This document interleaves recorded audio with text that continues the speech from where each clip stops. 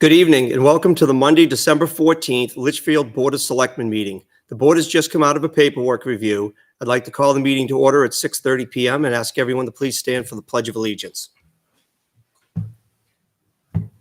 I pledge allegiance to the flag of the United States of America and to the republic for which it stands, one nation, under God, indivisible, with liberty and justice for all. Liberty, justice for all.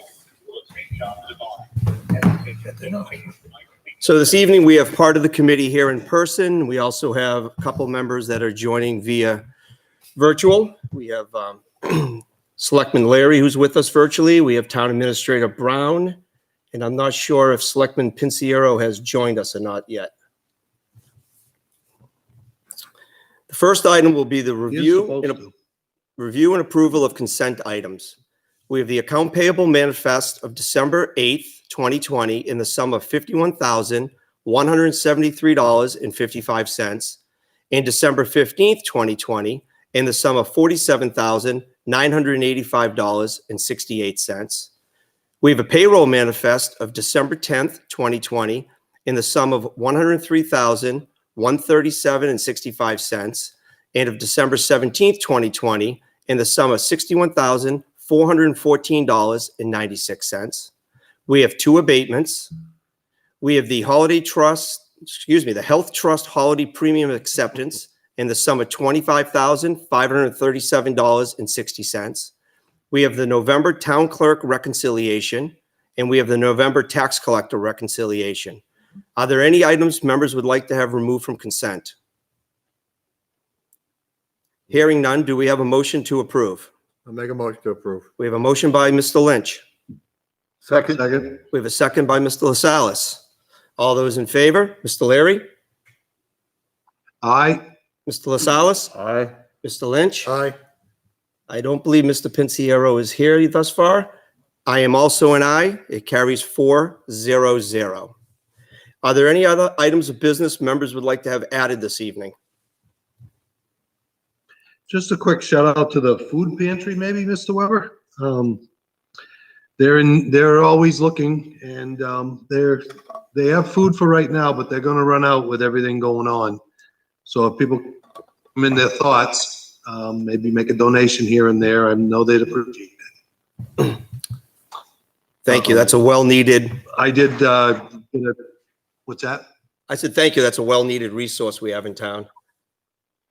Yep, I was notified by Linda Peoples, who runs it, that we do have a family in town that is struggling pretty heavily right now with some children or whatever, and so I'm taking this selectman stipend and I'm donating it to that to get the kids some gift cards and things like that, and they're taking care of them food wise. But there's a lot of people that are in trouble, and we need to keep them in our thoughts and maybe reach out and help where we can, if we can. Fantastic. That's very generous of you. And anybody out there who can help the food pantry in any way, please reach out to any of the selectmen and we'll get you in contact with the individuals. The first item of business is the November 23rd, 2020 meeting minutes. Has everybody had an opportunity to review? And if so, do we have any changes, edits, or do we want to approve? Motion to approve. We have a motion by Mr. Leary. I'll second it. We have a second by Mr. Lynch. Do we have any discussion? Okay, roll call vote. Mr. Leary? Aye. Mr. LaSalle's? Aye. Mr. Lynch? Aye. I am also an aye. Motion carries 4-0-0. The next item is the probationary police officer appointment, Christopher Ryder. Mr. Brown. Okay, good evening.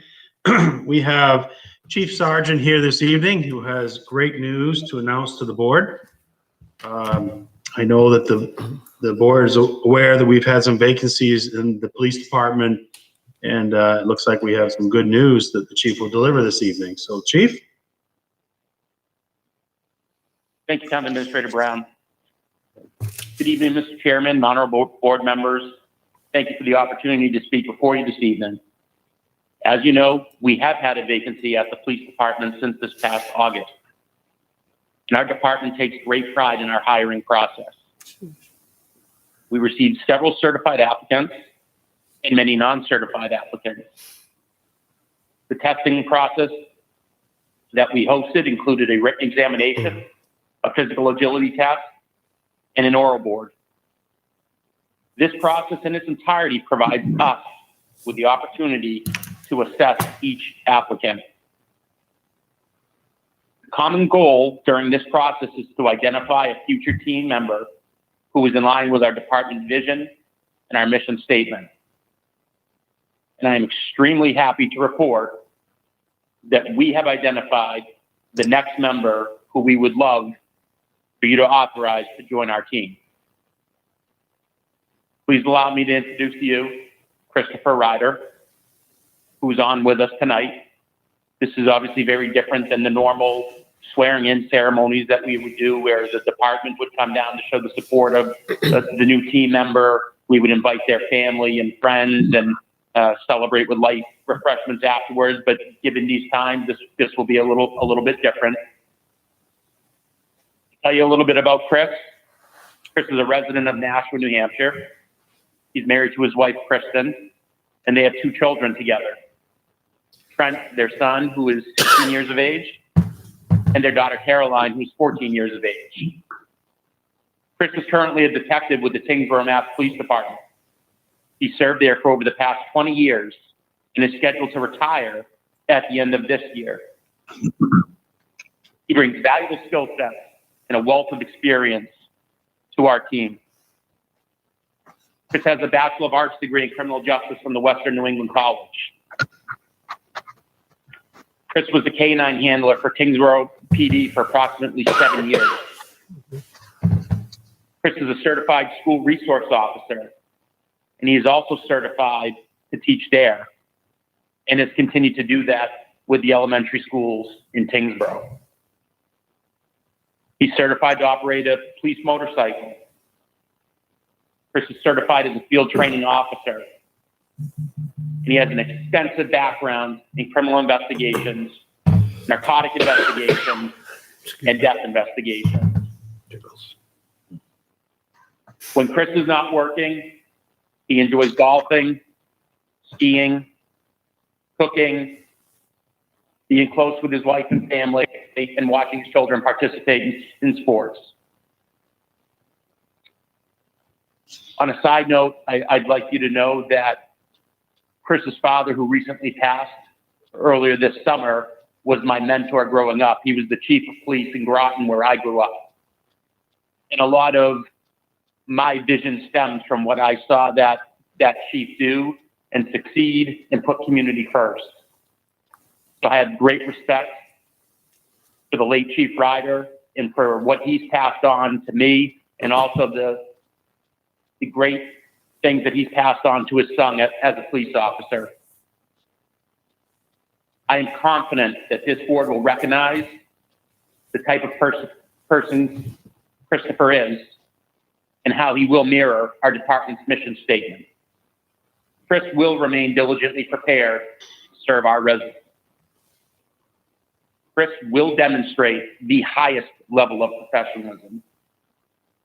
He will bring new community policing practices that will allow our agency to develop even better relationships with our residents. Chris will honorably serve our residents as a Litchfield police officer.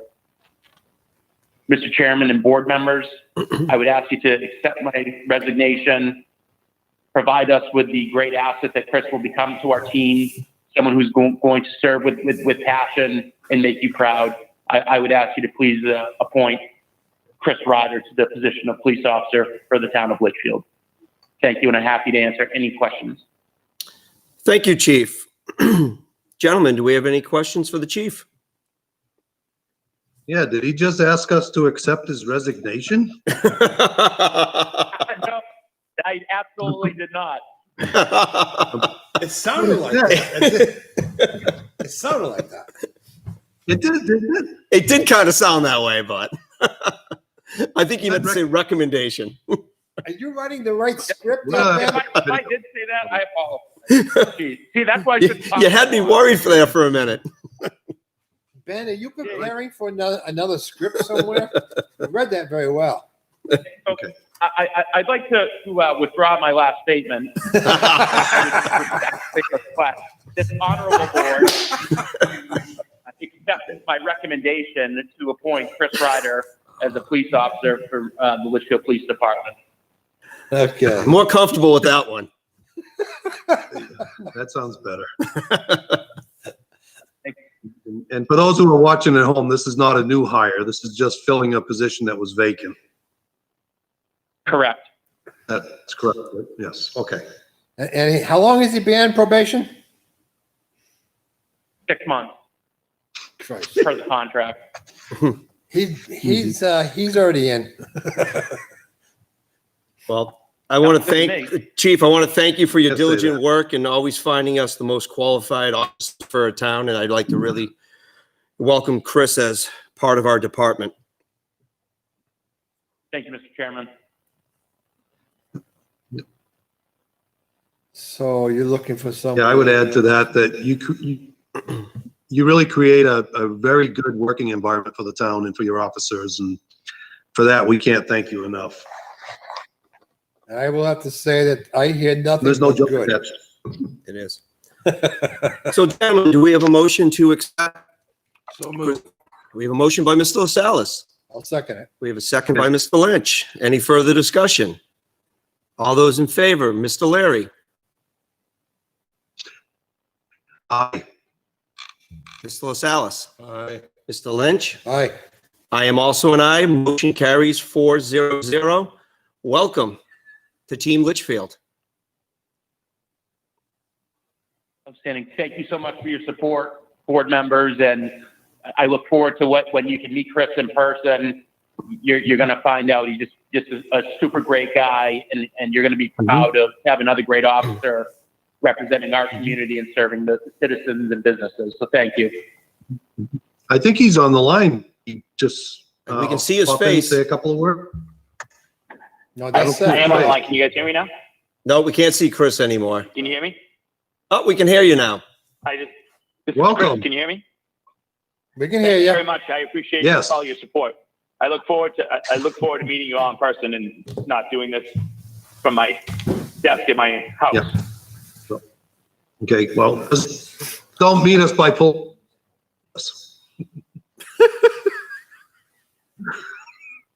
Except for Lynch. You can do whatever you want to do. There's a couple Larrys in town too that are very helpful. We'll show you where he lives. Ben knows he's been there. Welcome aboard. Yeah, Welcome aboard. We're happy to have you. I appreciate it. Yes, Thank sir. you very much for your votes. I appreciate it. Well, you're most welcome. Thanks, Chief. My pleasure. The next item of business is Garden Drive right away. Mr. Brown. I think the board is aware that we have a property owner that has about 28 acres of land at the end of Garden Drive. The property doesn't have enough frontage on a public road. There's just a town right-of-way that exists. And so before you this evening is I know Mr. Miller is online here, and he'll be talking to you about his project, but he's basically come forward and is asking the board to allow him to make improvements to the right-of-way, which would basically be a driveway into his property. It wouldn't require any maintenance or expense from the town. And this would open up, like as I said, 28 acres of land, but he would restrict the construction to just one single-family home. If this is approved this evening, it still would have to go to the zoning board of adjustment to seek a variance because he doesn't have the minimum 200 feet of frontage 150. on a public road. So I think with that, I'm gonna, if Mr. Miller's there, I do believe he wanted to present to the board. And also, I'd like to bring your attention, in the Selectmen's portal there's a motion that our legal counsel had prepared, which I think captures everything that's needed. So if this is approved, Mr. Miller could proceed forward. So with that, Mr. Miller, if you'd like to introduce your project to the board. Good evening and welcome. Hello, thank you. Again, my name is Seth Miller. Thank you, board members and Town Administrator Brown, for giving me the intro. Have you all received the packet that I presented? I think I left one for all board members. I know all of us in person, we have a copy of it. Okay. I don't know if have you all had a Larry chance has it. to review it? There's quite a bit to it. I can summarize it, or if you'd like me to go word for word through the process. I think a summary will be fine. So as Administrator Brown mentioned, so we have a single parcel of land. We have not subdivided, and its current access is from an undeveloped road, also referred to as a paper street. It's a town right of way. It's actually shown on the tax maps as Garden Drive extending to this property, but it was never built back when Grove and Homestead Court were built and approved in 1999 and through the early 2000s. But this is our only access to this piece of property. Currently, there's no subdivision or planning board regulations that pertain to the development of a single home on a piece of property. There are a few that are, if we wanted to subdivide and make another housing development. That's not our goal. That's not the family's goal. It's always been for a single property or a single house to be built on. So I presented a road construction, kind of an amendment. It's higher standard than a regular driveway, but it's not a official town road spec just because of the costs associated with that. But basically asking for the acceptance on that standard to just be used to work in that right of way. It's about 170 feet from the existing pavement on Grove and Homestead Court to our lot line. So I know in the past there are examples of this in the town.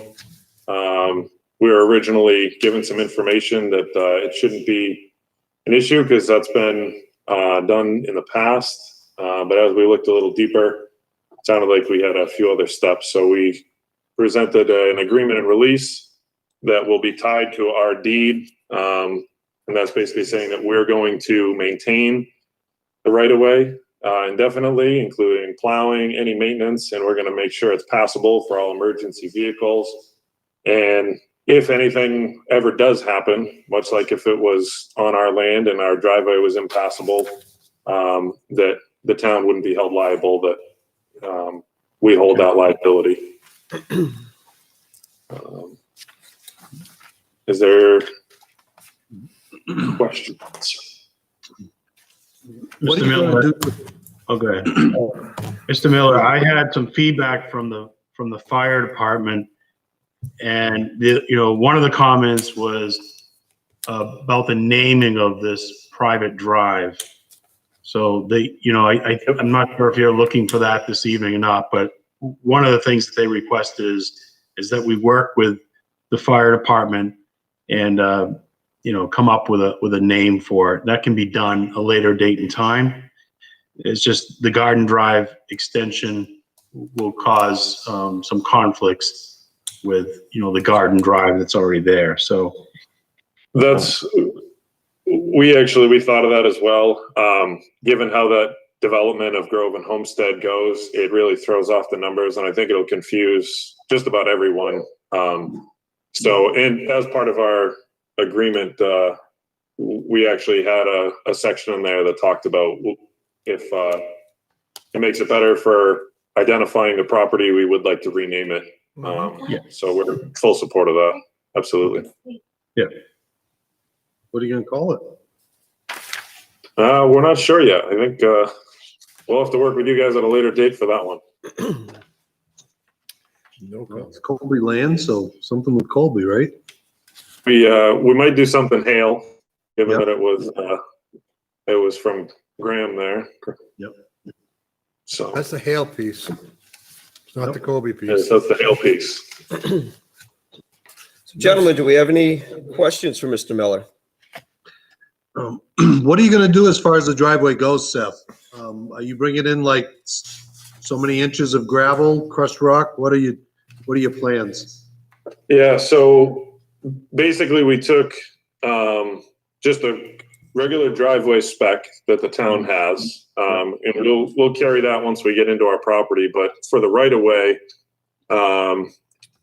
the road will be 16 feet wide, 4 feet wider than a regular driveway, with 2-foot shoulders on each side. Not currently a requirement of a residential driveway. It'll have an apron of at least 25 feet. Bless you. And we'll have a 50-foot paved section initially to start to get us in there. So that'll, anything that gets tracked in or out, that should take care of that. It'll prevent any mud from getting on the road. It'll prevent, salt from going in or out and making a mess there. So we're presenting kind of standard 24 inches of sand, 12 inches of crushed gravel, and then 3.5 of pavement for the paved section. And then for the unpaved portion, 24 inches of sand, 12 inches of gravel, and then 6 inches of additional crushed compacted gravel. And I attached some diagrams. So typical road pitch, 3/8 per foot. It's going to be a very, very stout private stub through that right of way. Yeah. That'd be good. So there shouldn't be any issues. And it's very flat right now, and it's all sand, so there's no drainage concerns anywhere. And it's a straight shot right off of Garden Drive. If you get a chance to drive down there, you'll see the logging road is in. Yeah, I know where it is. Yeah, that sounds pretty solid. Mr. Lynch, you have an expertise in this area. Would you agree that's a pretty solid plan? Extremely solid, more than I think you really need for one lot, but Seth's doing it for a wise reason. One question that I have, and that's for Troy Brown, 200 feet of road frontage is incorrect. It's 150 per zoning. That had been corrected at the last planning board meeting. There was a mistake on that. Just for your record. Okay? All in all, That's what was provided to me today through the planning department, but I that's understand. fine. He's gonna need a variance no matter what. no matter what. Minimum front. All in all, I'm very familiar with this practice. With the last town I worked in, it was very common to see this because the towns do not want to require another road that they have to maintain for 1 or 2 or even 3 lots out there. Make it a private way, and you don't have to worry about the maintenance of the road. It's better for the taxpayers of the town. It's just for 3 lots, and they normally have, in this case, Seth's land is 23 acres. God bless him. I hope he doesn't have to mow it someday. Okay. But I'm just saying it's common practice in many, many other towns. And this town should have been doing that a long time because we got roads that go in 200, 300, 400 feet with just 1 or 2 homes on it. It doesn't make any sense. This is very wise. I'm in full agreement with this, plus with the specs. We'll talk about the garages. How many you need? Seth. One's for animals. We got to keep the farm going. Okay, I know where it's going then. Okay. Love it. Yep. Do we have any other questions, gentlemen?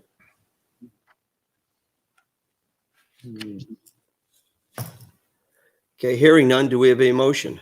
I'll make a motion that we go along with this as required and per town council's conditions of the motion. Could you read the motion into record, please? Okay, here I go. This is the one that is Garden B. Yes. I move that we authorize the owner of tax map 18, lot 68 to improve the public right-of-way. I don't think improve, construct a public right-of-way. Okay.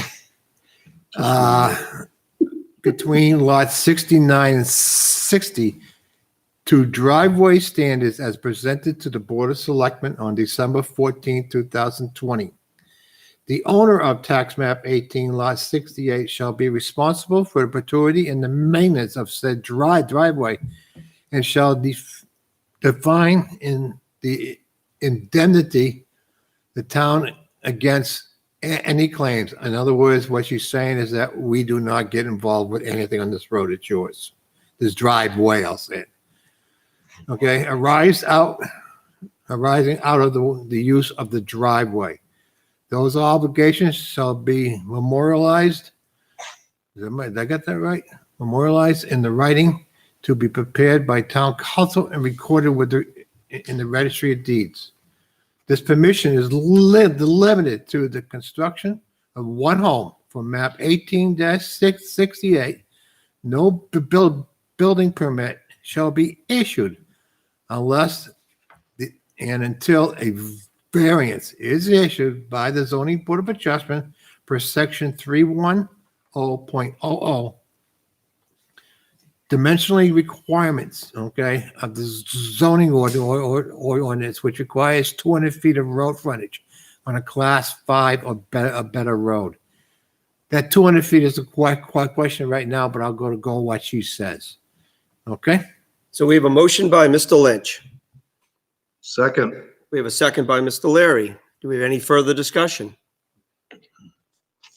All those in favor, Mr. Leary, Aye. Mr. LaSalle's, Aye. Mr. Lynch. Aye. I am also an aye. Motion carries 4-0-0. Thank you for joining us this evening, Mr. Miller, and good luck with your project. Thank you very much for your time, and we look forward to continuing and moving back to town. Thank you very much. You're most welcome. Next item, fire truck purchase. Mr. Brown. Okay, this item was tabled at our last meeting. I believe, we all are aware of the discussion we had about whether or not we would put the fire truck purchase on the warrant for this year or not. The position right now with the board, as you see back in September the 28th, it was removed. And then we had a presentation from the deputy and the fire chief and his deputy at our last meeting, which talked about the need for the new fire engine. And the board at that point in time decided to table any action, I believe, to give opportunity for board members to contact fire and go visit the station, to go look at the truck that's going to be replaced. So it's here back on the agenda. The budget committee is scheduled to meet this Thursday, and they will be reviewing warrant articles, both town and school. So this is something that we need to decide on this evening. All right, thank you. So gentlemen, have we had time to think more in depth about adding this to the warrant? I think the board knows that I feel strongly that we should bring this forward and let our citizens vote if we should bring it or not. It was an urgent need by the CIP, and that was adopted by this board. Also, we did a facilities survey through the planning board, and it came back that fire apparatus was very high on the list from our citizens. So based on that, I realized that there's a cost impact to it. I know we're all very sensitive to that. Based off of the presentation we had from the fire community, there's no tax impact until 2022.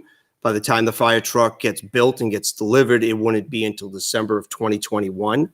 So therefore, we wouldn't even be looking at a payment until March of April of next year. So what I personally would like to see is I'd like to see us bring it forth, let the citizens decide what they'd like to do. I think we'd be very transparent with them. We let them know there's no tax impact in 2021. However, we'll give them the value of what it would be in 2022 and so forth moving on. So that's where I stand on it, and I'd love to hear how the rest of the board feels. I have a couple thoughts on this. I'm still not in favor of it, only because it's a high price tag, and with everything else right now, as I've stated in the past many times with the new fire station, the fire hydrants and whatnot, I mean, it's a lot of money that we're asking the people to fork over.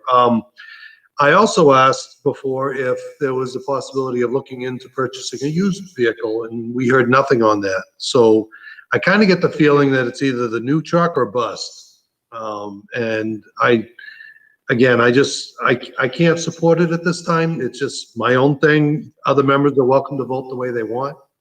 But right now, I can't support it. Mr. Brown, did we get any feedback from the fire department about new versus used?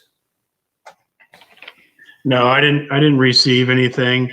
I think based on the presentation we heard at the last meeting is that this new truck sounded like it's going to be the new frontline vehicle. So if it were passed and were delivered, that would be our frontline vehicle that is, going to be responding to a lot of the calls. And as we also heard, the fleet, our entire fleet, is aging. So to throw maybe another used vehicle into the mix, I'm not sure if we're gaining any grounds. But with all that being said, this warrant article does allow the flexibility. It is not worded anywhere, and it's not binding that it be a new fire engine. So it's just giving permission to purchase a fire truck and the financing, an estimated cost with an eight-year lease. So I guess if you were able to find a used fire truck that the department felt could meet their needs, I'm sure they would look at it. And it also allows the flexibility of the demo models that sometime become available without much notice. And the communities that are able to take advantage of that are the ones that already have funding approved. So, I can't speak for the fire department, but I can tell you if this warrant article were passed, it's not binding that we have to purchase a new. It gives a flexibility of purchasing a fire truck up to a certain dollar amount. And this also would be the primary vehicle to go out instead of engine 2 as a pumper, along with tanking capacity on it. So we actually get a dual function truck, from what I understand with the chief. Mr. LaSalle, you had something you wanted to input? Yes, I don't doubt the need for this, but I think in every category that we look at, whether it's the fire department, the police department, the school department, Highway. the library, there's a limit as to how much we can spend in each of these categories. And I don't doubt the need for this fire truck. But the problem I have is that we are spending an awful lot in this town for fire protection. When you compare all the various line items that we have, in addition to the beautiful new facility that we're going to be paying for several years, I just think there's a limit, and I just can't support this at this point. I'd like to say something. Go ahead. We have another $100,000 increase this year and that's a yearly increase on the rental of the hydrants. Okay? That's a forever ever thing until it happens. These hydrants are made to cut back a lot of trucks because you bring the engine to the scene, you don't need the water, you hit it, you go. I know they get old. We all get old. But this is the year that I don't like to support it because we have other things that are going on, police, fire, whatever, highway, school. I'm not in favor. It's nice to have it up to date, have a new truck. But I was thinking that maybe we should have thought about that new truck in relation to the station. Okay, that we have, but in order to get the trucks today, they make them so they're 14-foot doors instead of 12s. So they get bigger and bigger and bigger. I'm not supporting it because of the tax base. Because of the hydrant rentals, that's got to be fixed. You know, we're paying close this year, it'd be over $500,000 if I recall. And the last bunch of them that just went in on Route 3A, down to the church, down to the library, I'll say. And there's nothing there to speak of for 3 or 4 homes, 5, 6 homes. But I'm just looking at this and no, I don't feel good about it this year. Well, gentlemen, we also have to put in mind that 3/5 of this board was here last year when we asked the chief to pull a fire engine, which we did. Another point we have to keep in mind is the fire department didn't ask for these hydrants. The town asked for these hydrants. Furthermore, this truck we're talking about is not just for tanker capacity. It's also a pumper truck. Engine number 2 is 1995 or 93. So that one is also aging. I personally feel if we keep this mindset that we already have a new station and that we don't have money for it, well, we're going to be paying that bond for 18 years. At what point do we give them new fire apparatus so they're able to pump the water coming out of these hydrants? And we really have to be recognize that the fire department did not ask for the hydrants. The town asked for the hydrants. You know, and we have to give the tools to our men and women to go fight these fires. And with the amount of support I've seen, based off the facilities improvement, the citizens want it. I think we have a due diligence to bring this forward for the citizens to decide if it's something they want or not, and to do that for our firefighters. That's a very good point, Mr. Chairman. My thought would be if we do bring it forward and they vote it down, then it's dead. If we hold off and we bring it forth in a few years, and then maybe it's got a better chance to pass. But if we bring it forth now and it says at the bottom of it, approved by or supported by the selectmen, and you've got 3 or 4 selectmen saying they don't support it, it's not going to pass. But that at least gives the fire department the chance at deliberative to speak to the community on why they believe it's the need. And it also gives us the reason to go up there and say why some of us supported it and some of us didn't. I mean, when it's all said and done, the will of this board has always been to let our citizens decide. All right. So on that level, do we bring everything else back that we voted to hold off on? Well, I mean, what other items did we pull back that we thought the citizens have spoken for? I mean, we have a data point through the facilities survey that they have it very high within a want of the town. Yep. I don't disagree with you, but I'm saying we pulled a backhoe, we pulled a highway department truck. I think if you go and look at it, I'm sorry, go ahead. We pulled a few things because, and a lot of it has to do with the situation that we're in right now with the COVID and the funding being down. And I know it's not going to go on for a couple of years onto the tax budget or even the tax cap. But if we're talking $95,000, that's going to tie our hands almost as much as the communications tower has tied our hands for that first year. We run into another problem with not being able to do things that we might like to do or feel we need to do with the money in the town, because we have a limited financial resource that we can deal with. I think it's $150,000 or $175,000 of tax cap that we have to deal with. You know, and I know we have the tax cap coming at us, and we did a budget this year, and we have a very good budget, and we were able to manage it with the telecommunications tower being in there and with down revenues. Right, but we got. I really feel that we need to let the citizens decide if this is something they want or not. There's 2 sides to this. The citizens decide is what you're saying. Okay, that makes some sense. The citizens voters us in to help make decisions on stuff on the daily basis and also the long term each year. The hydrant rental is my biggest fear. The number of hydrants we don't need, in my professional opinion. Okay, for the amount of homes we have nearby, but that's something that the town want with the recommendations from the fire department back in the day. Okay? And back in the other boards, they're all for. I'm not for a lot of stuff. I'd rather see them looking at the nature of the calls that they have, what they have for equipment now, and maybe get one like next year or something down the line. But let's get through this year. We figure out what the tax costs with the impact fee. I mean, the hydrant rent, the rental, and plus you've got everybody who's tied on to town water. We're going through a situation that's coming up with Pennachuck is going to request a 21% increase on water rates, and that affects everybody's budget all the way around. I'm looking at the budget of the house, especially my house, everybody else's house. And how much need of a full fire truck do we need right now? I haven't had anything. The studies based off the tax base we have here is just residential.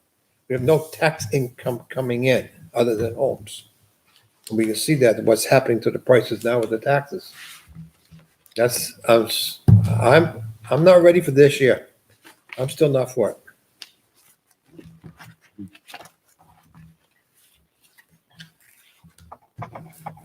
Any other input? Oh, just one more thing. The hydrant out in front of the house, not far from me, saved me $22 this year, insurance. Just want to throw that in the hydrant.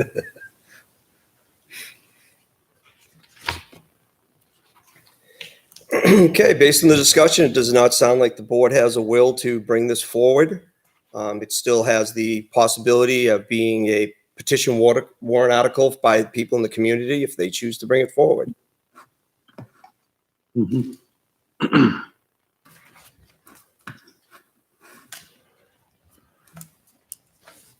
Which I probably think they're working on that already. No. All right, next item is inspector position. Mr. Brown. Okay, I just wanted to give the board sort of an update on where we're at with the inspector position. The chief has been able to reach out to the community of town of Hudson, and basically through the mutual aid, relationship, has been able to develop a memorandum of understanding. And so we have temporary inspectional services being provided right now, 3 days a week. And we're able to make those schedules throughout the day, and they handle the workload, the best they can, mixing their schedule in the town of Hudson and obviously the town of Litchfield. So understanding that was our first step in just filling the immediate need, and that is working fine from what I understand. We also reached out to Municipal Resources Incorporated. That's the private company that we used previously when we had the vacancy. And it took a little time to get confirmation if they could provide an interim inspector. But we recently received confirmation that the inspector that was provided to us last summer or 2 summers ago is available and willing to provide services for us on a temporary basis. I've also had conversations with a retired building inspector, and he had indicated that he'd be interested in discussing the concept a little further, but that conversation occurred right before I went out on medical leave. So as soon as we get back, the chief, myself, and Doug will be meeting with him to discuss, if we could build some type, just to see if it's an opportunity or not for the town. And then I guess what we're waiting for right now is, authorization to go ahead and proceed to advertise the position. But I think the board has indicated, at least at the last time I think this came up on the Selectmen's agenda, there may have been discussions about whether or not the position stays with the fire department or it goes back to the town hall. And so that's where we're at right now. We have the interim inspection services in place, looking to, the town of Hudson has been very gracious in helping us with that. The next step would be to reach out and have an agreement with Municipal Resources Incorporated, or to have the retired building inspector that we had made contact with, and at the same time, advertising the position.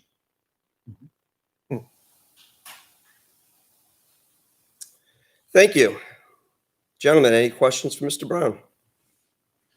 I do think it's imperative that we move on this, getting a permanent solution to the issue. The people in town who are builders and doing work in town, although they appreciate everything that's being done, they do need to have the certainty to know that they're gonna have their needs fulfilled. We have a position available, and I think we need to move to fill it as soon as we can, with the right candidate, of course. Yep, we already have a job description written, so we could have, Repost it. we could have Chief Ratzel and Administrator Brown just repost it and see what we can get for applicants. Question on that. We changed the job description around a little bit. We put zoning back in. We also just put health back in.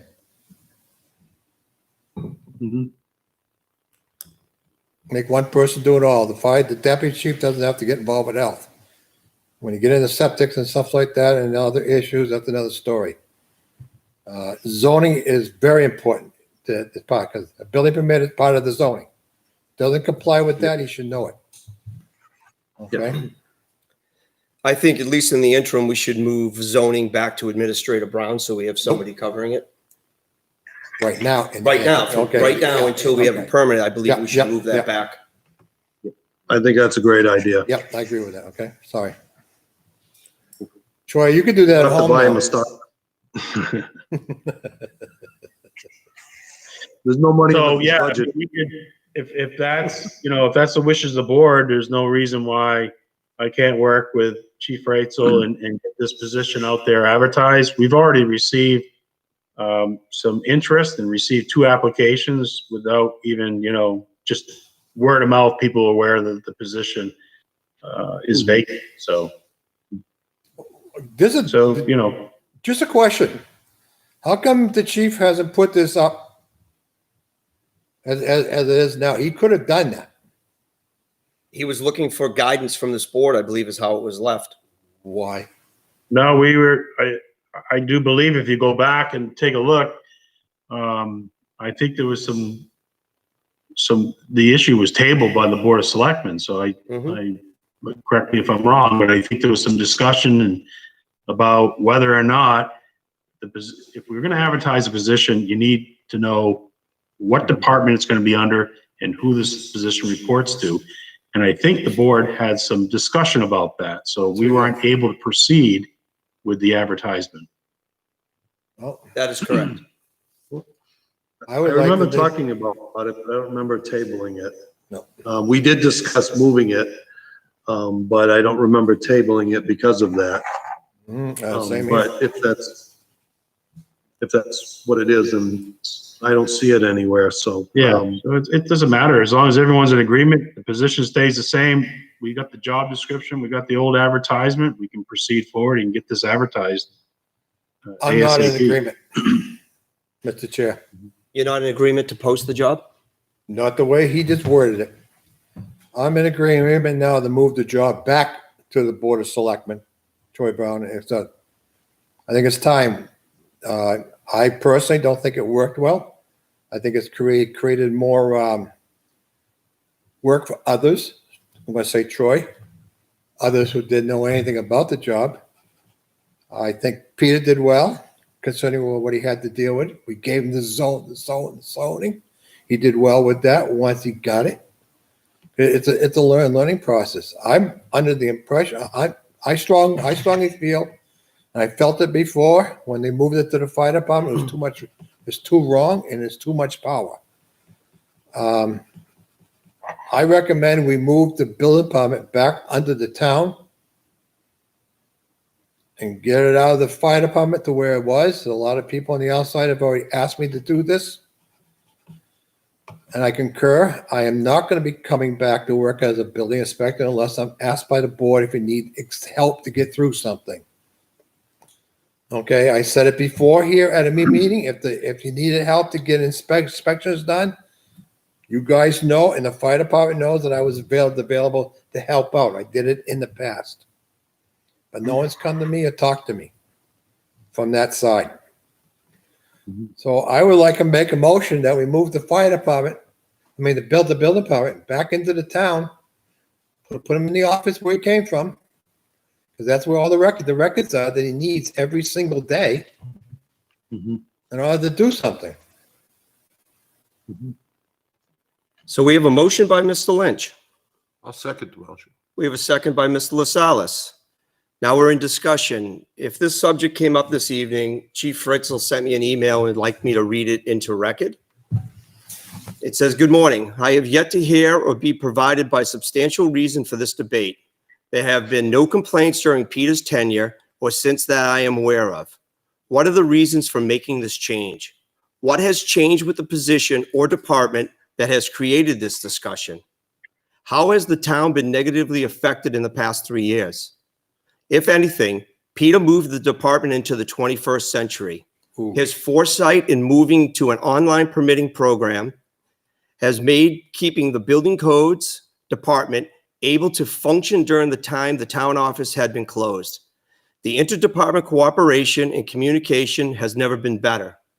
I also believe that the citizens spoke to this last year and chose to continue to have it under the fire department. Removing it from the fire department flies in the face of our voters' decision.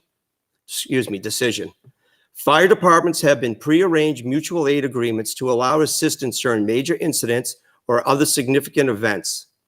This is how we have been able to make the coverage we have immediately after Peter's passing and continue to have. Our agreement with Hudson Fire is through our mutual aid agreement between the fire departments. I am not sure how this could be impacted if the position is removed from the fire department. I assume the town would need to work out a more formal contract with the town of Hudson. We are in unprecedented times with the pandemic and are about to enter into the most critical period, one which places a considerable amount of impact on the town's health officer position in regards to vaccination planning and deployment. This is not the time to be making changes with the health officer position. It is also not a time to make it fill in position. It needs to remain with a full-time employee until at least we are through the pandemic. Quite frankly, I find this issue to be driven by one or two individuals' desire to get back at previous boards and me personally for the well-planned and thought-out decision to move the building department within the fire department. Like many other committees have done, like many other communities have done, I am also concerned that this desire to move it out of the fire department is a means to create or potentially create an opportunity or position for a current board member, which gives the appearance of conflict of interest. Again, I am not aware of any complaints or issues with our current interim agreement and fully intend to move forward with a permanent replacement once the Board of Selectmen comes to a final resolution and provides the direction requested last month. My recommendation is for the Board of Selectmen to allow me, in coordination with Troy, to fill the position as it currently exists. For the Board of Selectmen to appoint Troy as the interim zoning administrator, there is no action necessary on the health officer position at this time. Frank. Interesting. So that is the input of our Excuse me. fire chief on the subject. How long has he had that in front of you? I received this on December 11th at 10:16 a.m. So he's been waiting for this to come up, and I want to go on record that he's referring to me. And I had nothing to do with what happened in the past. I believe this email stemmed on a conversation that you had with the deputy chief. This email I had on that since you know more about what I said, tell me. All as I know, You just said it. Mr. Tell me. Lynch, is that this was prompted off a conversation you had with the deputy chief. That's all I was told. And I was asked if this subject came up this evening, if I could read this in the record for the fire chief. which I just did. No, That was the only thing. The deputy and I only talked twice in the last month. We joked around, and that's all it was. I'm just relaying what was relayed to me. My thought would be, I'm a little bit offended that he said that it's an effort by one or two board members to get back at him for whatever reason. I find that to be very unprofessional. Correct. I've always liked Mike. I think personally, I do think it works better under the town. It's a town position, and, you know, he would be over there with Donna more often, and they can work together more closely. I have nothing against Frank or Peter or anybody else, but I never liked this move when it happened, and he refers to old boards or whatever, but I think old boards were very, very tilted in the other direction. So, I mean, I don't have a problem moving it back. But I didn't like the statement that he made that we're looking to get back. I think that's extremely uncalled for. My largest concern about moving it back is we're going against the will of our citizens. It was a 2019, I believe, petition warrant article, and it passed with 61% passing it. So therefore, I feel in lieu of overturning something that our citizens spoke on, that if we do want to move it, we should bring it forth as a warrant article. And once again, let our citizens decide which way they would like it. In response to that, when they took another guy he's referring to, I'm going to be upfront. The Board of Selectmen had made a decision prior to the town meeting to put me underneath the fire department without the taxpayers knowing. Okay? They walked into me one day, Troy, with Frank, sat me down and say, now you work for the fire chief. Taxpayers were not even aware of it. I don't have a concern with that right now. I think that alone from that previous board was undermining. Because there was no problems before, unless with some members of that board. I don't think anybody here can speak of that because none of us were on the board at that Correct. time. You were on the board in the end. After the fact, after everything Yeah, was done. after the vote was done. At the very, very end, I was there. I know. Yep. So it's done came behind the taxpayers in the first place.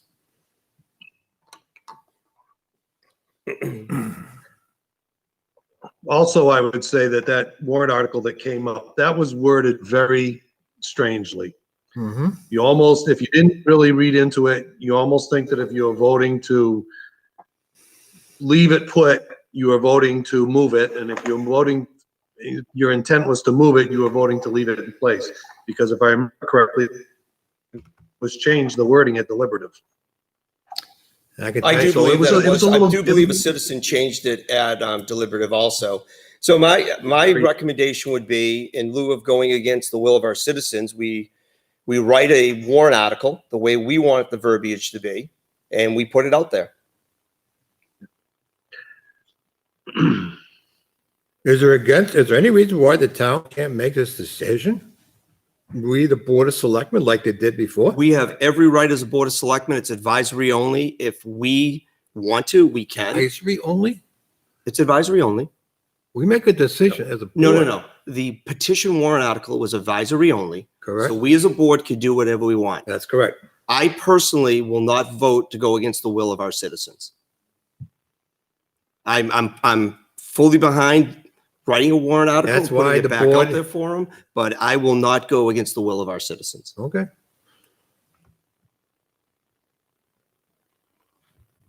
Any other further discussion?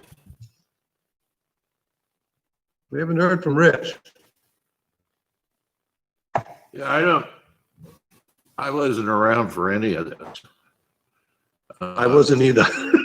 I was a victim.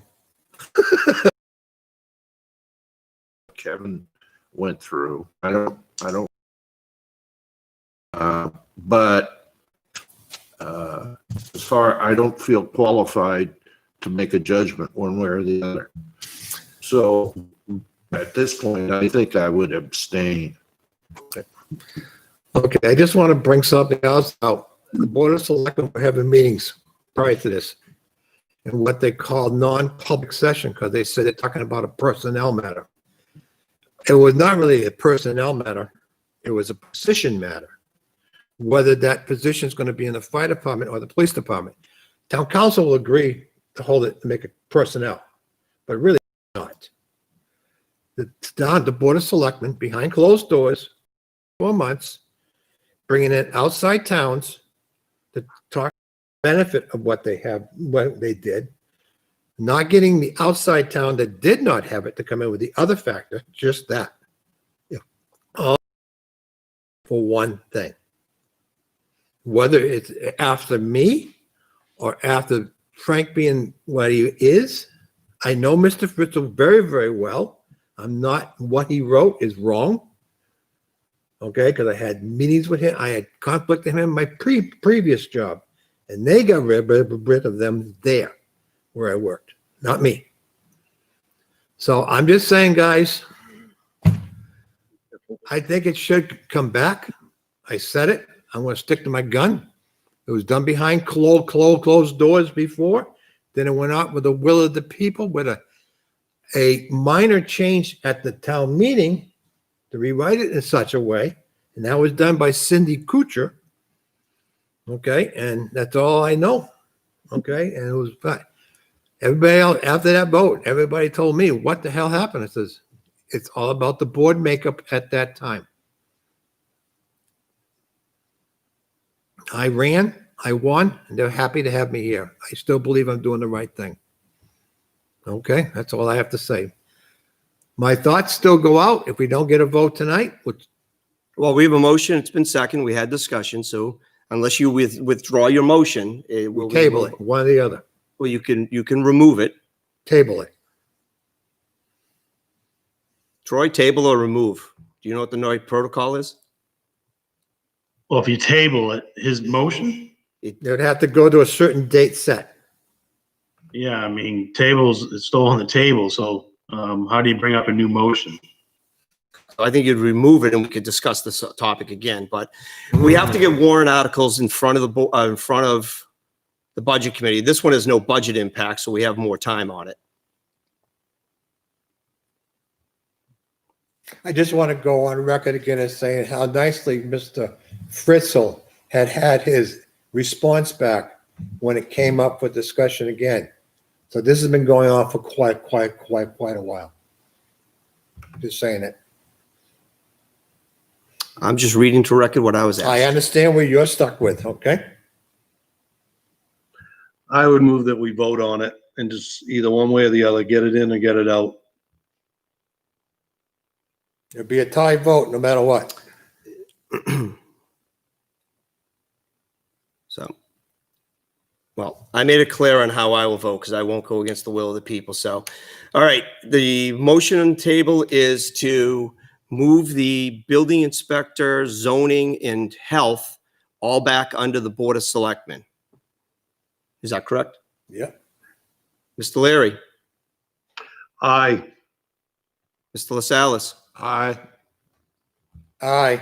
Mr. Lynch. Aye.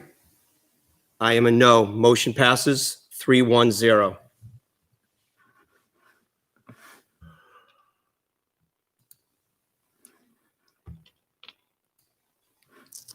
The next item is communication system update. Mr. Brown. Okay, I'm going to turn this right over to Mr. Brunel. He's going to give you an update on the project that he's been working on ever since this article passed back in March. So, John, if you want to go ahead and give him a recap where we're at with this project. Sure. Good evening, everybody. Good evening. Welcome. Yeah, thank you. So just to kind of catch everybody back up, the last time I reported on the status of the project was back in August.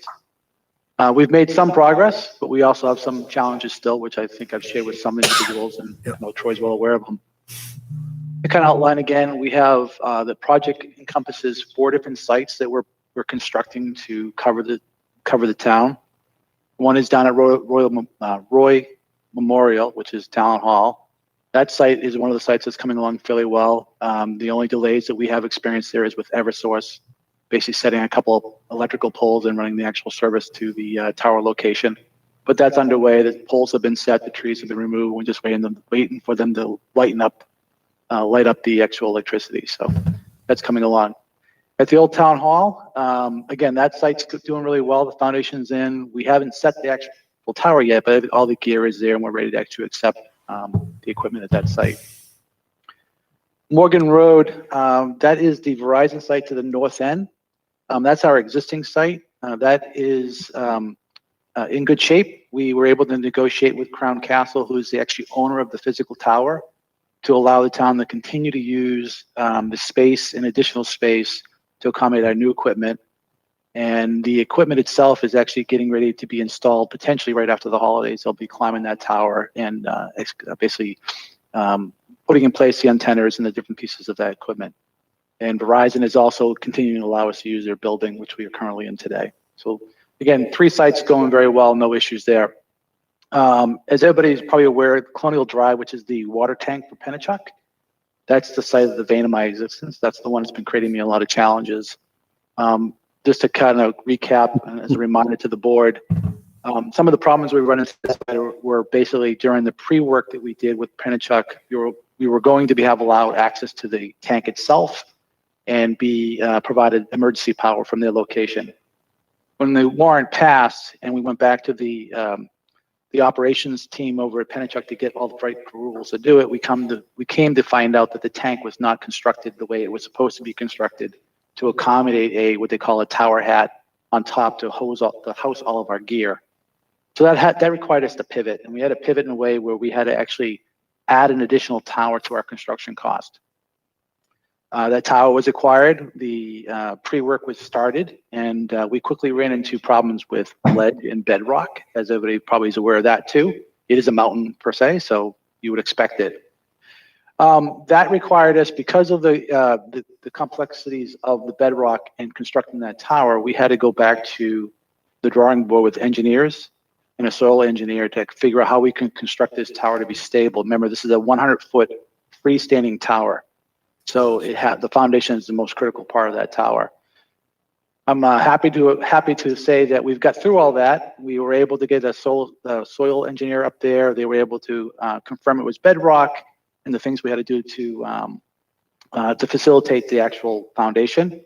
We had an engineer redesign the foundation to hold that 100-foot tower, and the plans have been developed and have been delivered.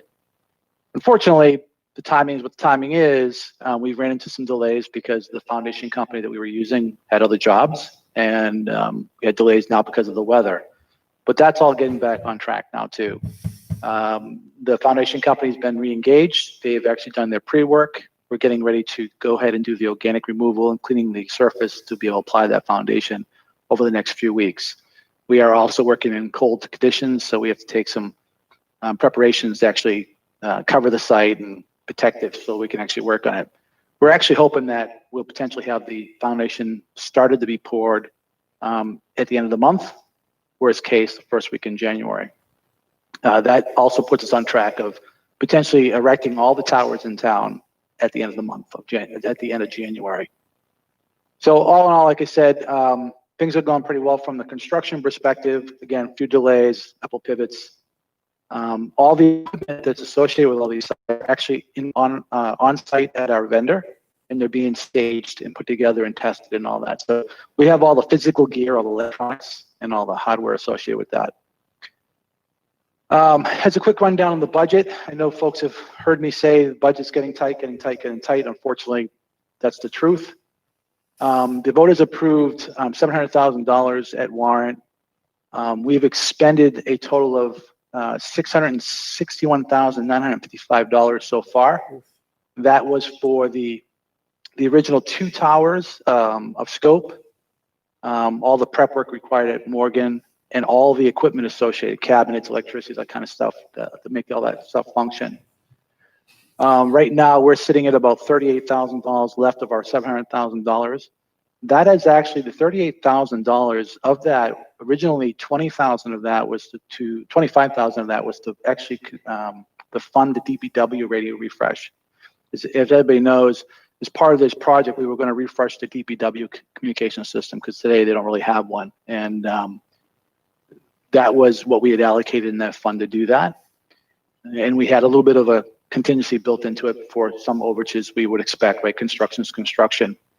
So anyway, we're looking like we're gonna run over the project about $52,300 or so.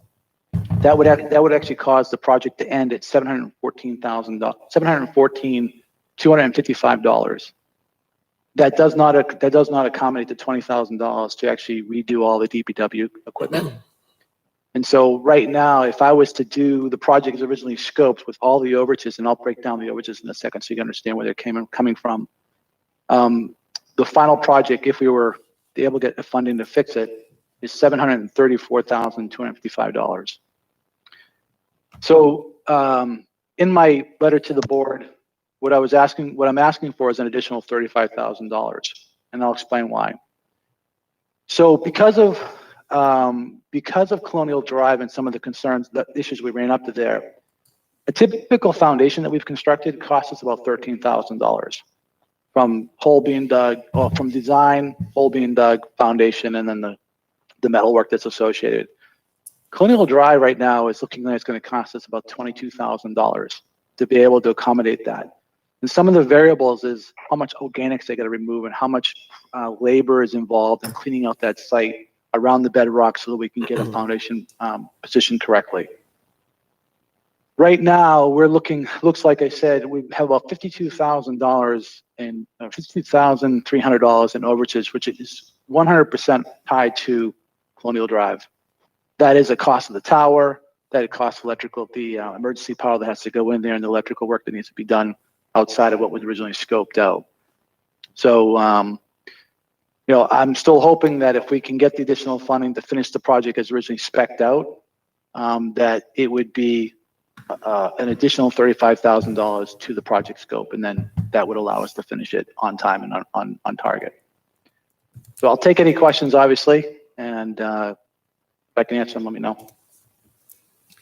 Mr. Chair, I have a quick question. Thank you for the update. Yes, Mr. Hunch. John, the generator, what size do you need? Is that It's an 8 kW propane, very small propane tank. It's going to go up there. The reason why I was asking, because we got the one at the old firehouse is just sitting there not doing anything. Mm-hmm. I just bringing it up as a cost saver. That's all.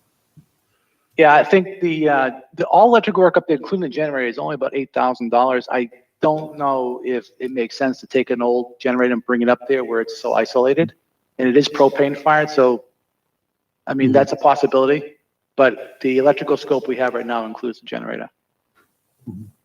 Just trying to bring the cost down. That's all. I'm being the frugal one here. I'm sorry. Yeah, no, I understand, Kevin. Kevin, there's been some discussion, I know you've brought it up, about once the radio equipment is out of the old fire station, and is properly winterized, the possibility of moving that generator up to the highway garage, because they don't have backup power generation right now. Okay.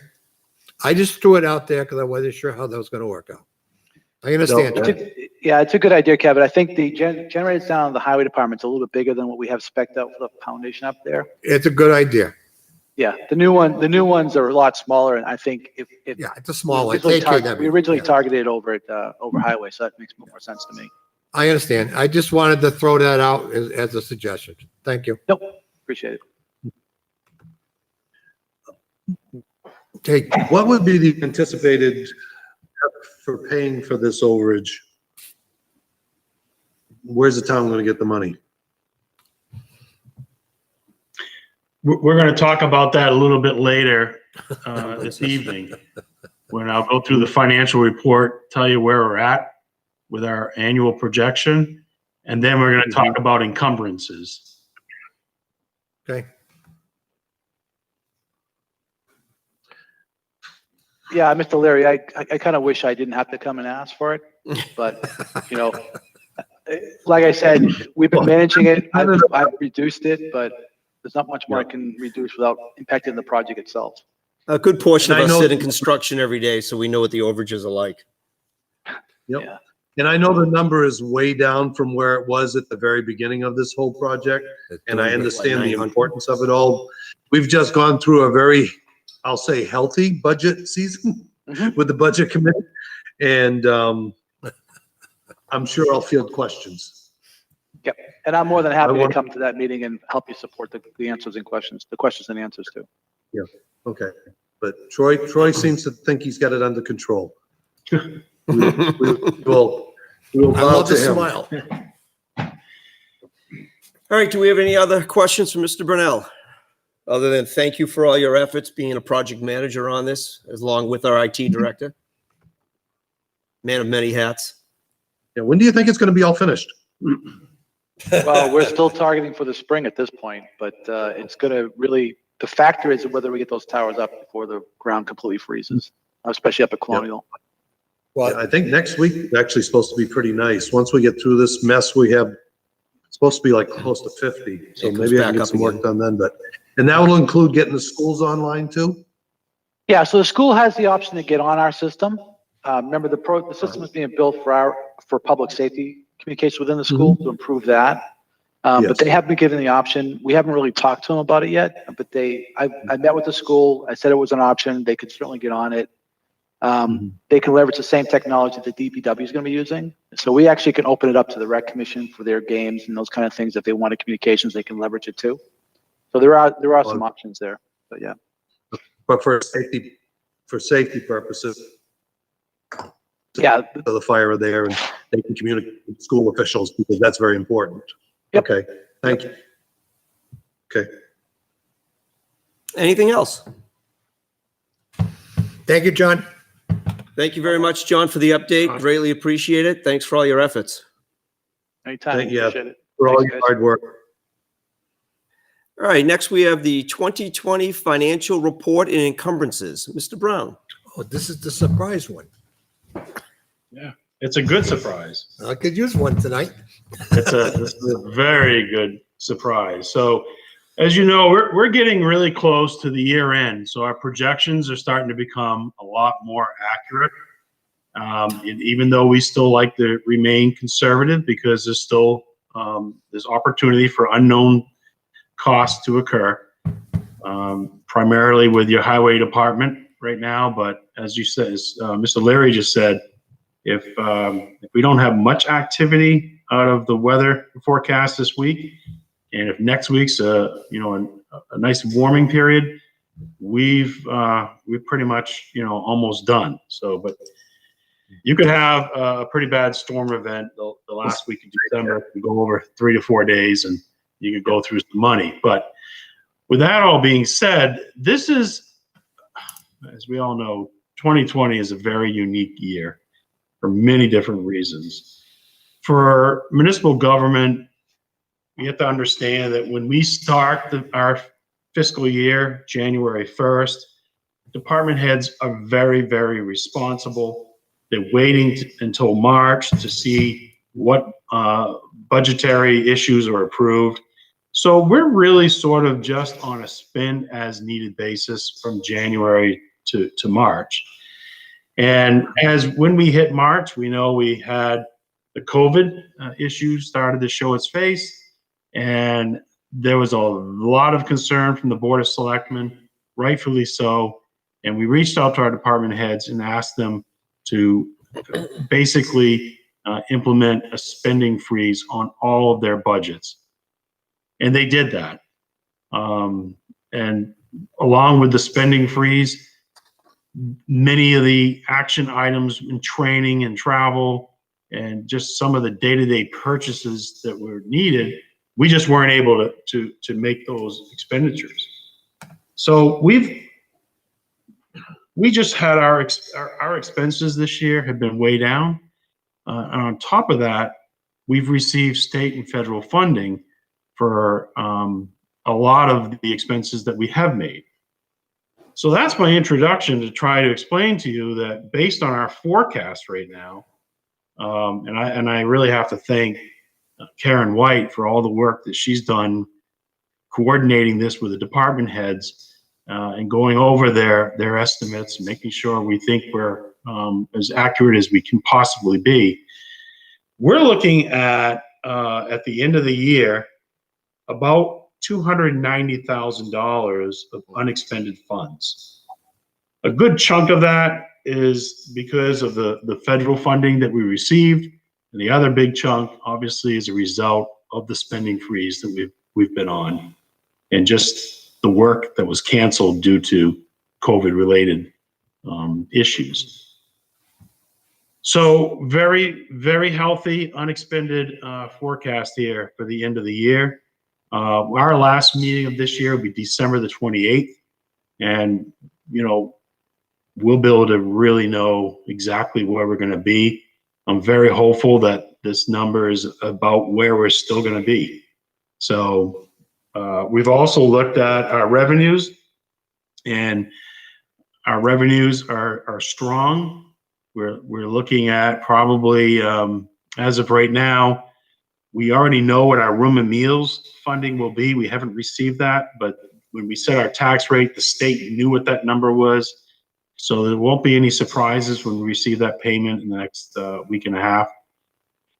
We're thinking that we're going to be somewhere somewhere between $50,000 to $100,000 in exceedance of our revenue projections that were set at tax rate time. So looking at a turn back of 290,000, maybe a revenue surplus of somewhere between 50 to 100,000.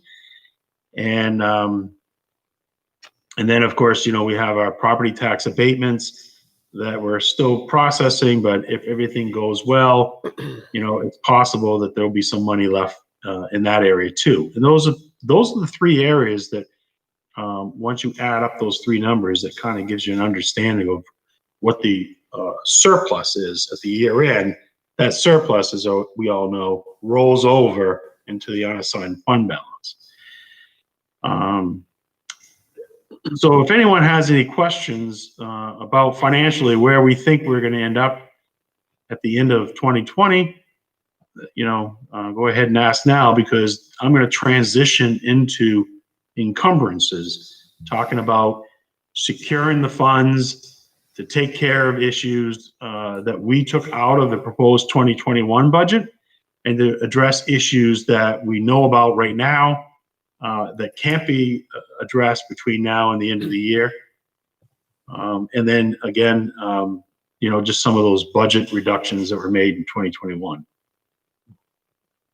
So from a revenue standpoint, you think we're up because we took a 20% reduction on the room and meals, and it's not going to come in that high?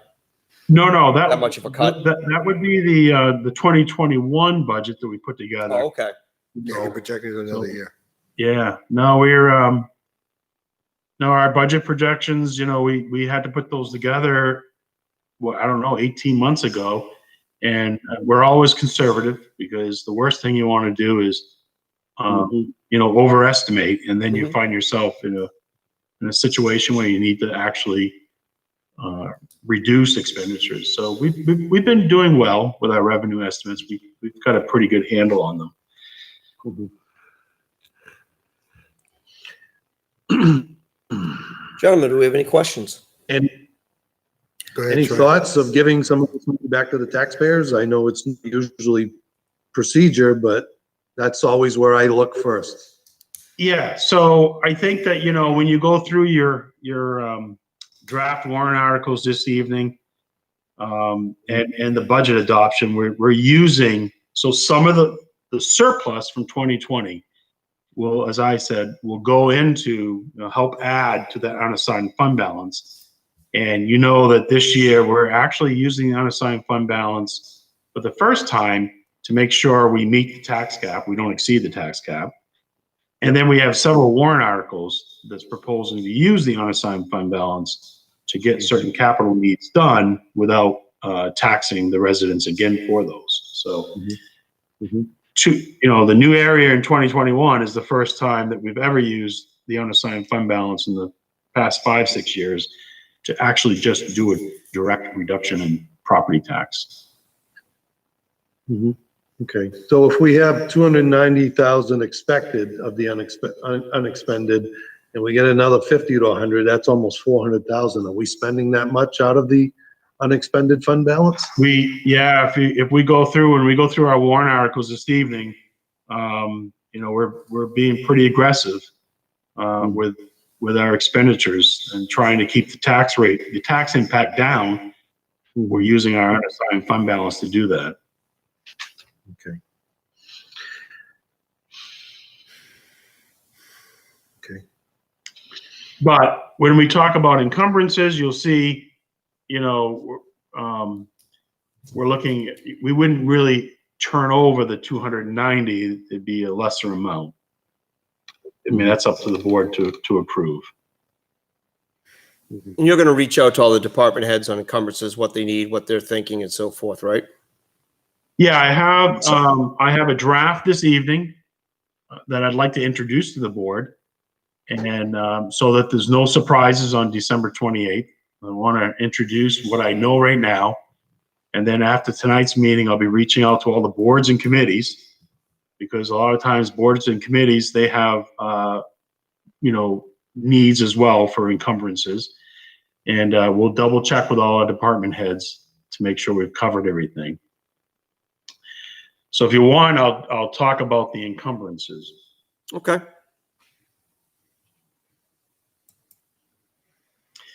So in your portal, if you click on encumbrances, G, we have a spreadsheet there. Yep.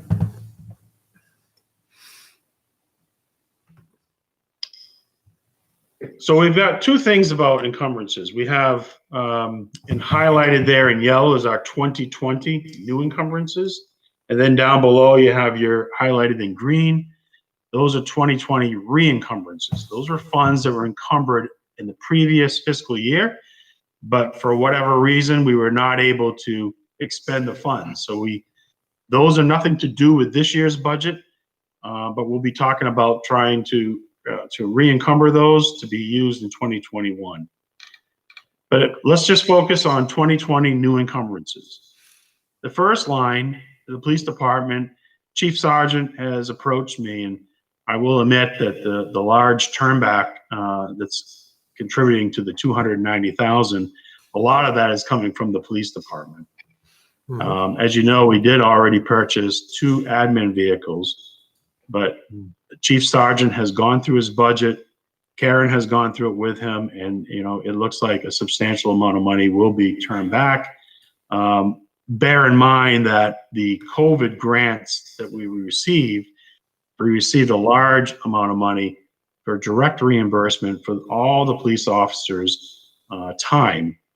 And that was how we were able to make sure we used 100% of our, I think, $203,000 of CARES funding.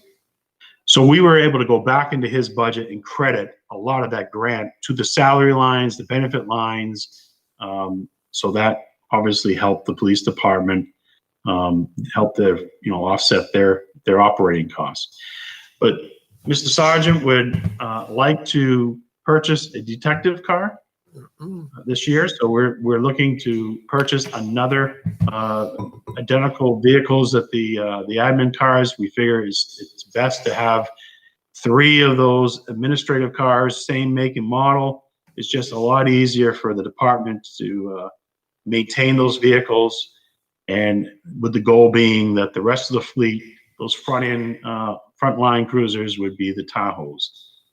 And we're, you know, he's making good progress getting that transition completed.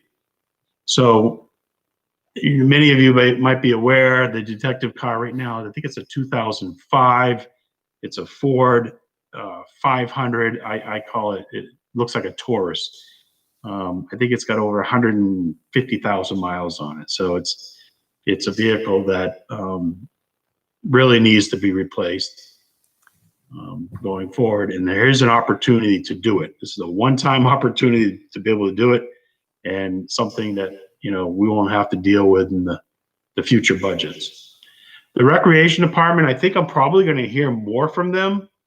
But one thing for sure, they want to secure $8,000 of funding to repair those or replace the back stairs at Talon Hall. This is the project that we're planning to use the National Guard. They would be doing all of the work. It's our responsibility to provide the materials. So that would, you know, that's a request, and I do believe I've heard that they'll be looking for some additional funds to do some additional work at Talon Hall. So I'll have that information to you on the 28th. Now, the next three IT issues, or actually a lot of the items we're going to go through next, these are items that we took out of the proposed operating budget, the 2021 operating budget. And we all agreed that because we were looking like our budget was going to have unexpended funds, that we would take them out of the proposed budget and purchase them now. So the 5 computer upgrades, that was removed from the 2021 budget. The 2 mobile data terminals, basically laptops that are in the cruisers, 8,700 was removed. 4 Chromebooks, 1,800 was removed. And then the portable radios for the police department, the amount of $20,000. The thermal cameras for the fire department, $5,000. And then in the fire department, mobile and portable radios, $40,000. We were, this would be a larger amount than when we were talking about the 2021 budget, but it just makes sense talking with Mr. Brunel that if we're making purchases for these portable radios, you know, obviously, like with anything, the larger the purchase, the bigger the discount we can negotiate with the vendor. So, and this will help alleviate some of the costs in our 2022 budget and 2023 budget. On the Chromebooks, is there an opportunity to leverage the school district? Because I know they're acquiring a whole bunch of them right now, and I think their price point was $250 per. So I don't know if we can get a better deal for the 4 we need, even if they're the same specs. I'm not sure if, you know, the town needs a different spec than what they're getting for the students, but it could be a way of, you know, picking up $800 using elsewhere. Yeah, I think I've asked John that question. I think, John, you're still on, right? You want to address the specs that we use for the Chromebooks? So for the general Chromebooks, they probably do match. At the time when I went looking for them, they were about $400, I think. I just was able to try to acquire 2 of them for like $260. So we are getting a price as close to what the school spends. Fantastic. Thank you, John. Right now, you can't really get Chromebooks, so you got to really scour them for them. From what I understand, that's the Exactly. So if you grant the funding, we're going to try the best we can for the money we got. The Chromebooks are used by several departments. The fire department, Troy obviously has one. Planning has one. All the ones we have right now, I think, are 6 or 7 years old. So yeah, so it's time to turn them. All right, thanks for all your efforts. Appreciate it. Yeah. And it's a good question. If we encumber these funds, and at the end of the day, John's able to procure, you know, 4 Chromebooks for $1,000. The $800, when we close the books next year, the $800 will add to the unassigned fund balance. It doesn't, we're not able to spend that, so. Radios. Police department talked about the portable radios, the thermal cameras, the fire department, mobile and portable radios. The one is the IT communication project. That's the $35,000 that Mr. Leary asked where the money would come from the update that Mr. Brunel just gave. So this is how we intend to fund that overage. And then I put this in here, the highway paving. As you know, our goal, I believe at the start of our budget year, was to try to have a warrant article to ask for $200,000 for paving. And just due to tax cap and other reasons, we had to scale that warrant article back to 100,000. So I put this in here as something that I think the board should look at and maybe consider. Again, I think we're in a position where we're not going to have this type of opportunity again in the future. We'll never have this type of turn back. And in the building department, that large scale printer scanner for the, to do those large building plans, being able to print them, scan them, store them electronically. We have talked about that. We still have not been able to purchase it. But we want to make sure we secure, hold on to the $8,000 that we're planning on using to purchase that. Can I add something to that, Mr. Chair? Of course. That scanning department, I know other towns that have one in the building and planning share that with highway as well. So when plans come in and trying to save file space, some of the old fashioned way that we're quite accustomed to here, we're trying to get those plans to get approved, like for subdivisions and stuff like that. We can scan them in and get it like that and cut back on the record size. Also with road stuff. Yeah, this scanner would be used by everyone. Okay, that's what I'm trying to say. Obviously, it's just, it's going to be at the town office and it'll be available there'll be everyone that's going to want to use it. Good. Because it's once we get it installed and working, it's an incredible tool. Yeah, the old way is just not good enough for you youngsters. Well, you can send, if you called me up and said, Troy, can you send me the subdivision plan or whatever? If I can find it, I can scan it and send it to you as a PDF. So. Helps from a storage standpoint. Well, since the state of New Hampshire now is requiring you to pay to get a plan out of it like we never used to before. Everything's changing. So those encumbrances would total right there. That's $268,000, and a big chunk of that obviously is the paving. So I'm not asking the board to take any action on this evening, but Thank you. Our last meeting of the year on December the 28th, the board will need to vote on this. Okay. So, if you have any questions, concerns, shoot me emails. Want to make sure everything's addressed before the 28th. And Troy, if you start getting feedback by department heads, commissions, boards, and so forth, and you just keep us updated throughout the next 2 weeks, Sure. that'd be fantastic. Yeah. Any emails or stuff like that you get that we can read too would be nice. Yeah. No problem. I'll keep you updated because this will be an important vote, and I want to make sure you're comfortable making it. Thank you. Yeah, just so we can look at whatever it's being spent, the amounts, the dollar amounts, so we can look at everything. I don't know if you have it up on the board there, but I don't have anything on my screen, so I have nothing to look at to go off. That's why I'm here. Big wish list. Bob, it's if you were able to get into the porthole, it's the portal, it's on the left-hand side under the tab G. You expect me to know what that is, right?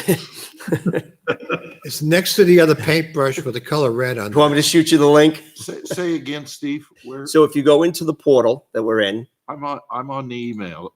oh, it's not within the email. You have to log into the Google site. Okay. Well, here I can You want to share your let me screen? share. See if I can. Yeah, don't be selfish. Share, will you, Troy? Well, let me open it up and. COVID's You've had taken time away. to think. Show us. Who's Robert Leary? Trying to think. Robert Leary. That's kind of an odd name. Is that an Irish name? Robert. Frobert. It is Frobert. Yes. All these years we've been saying it wrong. Yeah. Even if Yep. I just shared it. Okay. I shared it with them. So it should come in as an email link. Yeah. And you click on it. But Bob, I did want to just point out that Frobert. so items, a large amount of these items were discussed with the budget committee and the selectmen to remove from the 2021 budget. So the only items that are on here, if you want to classify them as a wish list, the detective car, the town hall backstairs, that's not really a wish. That's a real need, and we have an That's a opportunity for must. free labor. That's a safety issue. That's a must. And the communication project, we know we have an overrun there. We need to address that. And the highway paving, $100,000. We've been talking about the building department printer. So those are the items that are newer for discussion. Yeah. Okay. Yeah, just something to look at. That's Yeah. all. Yeah.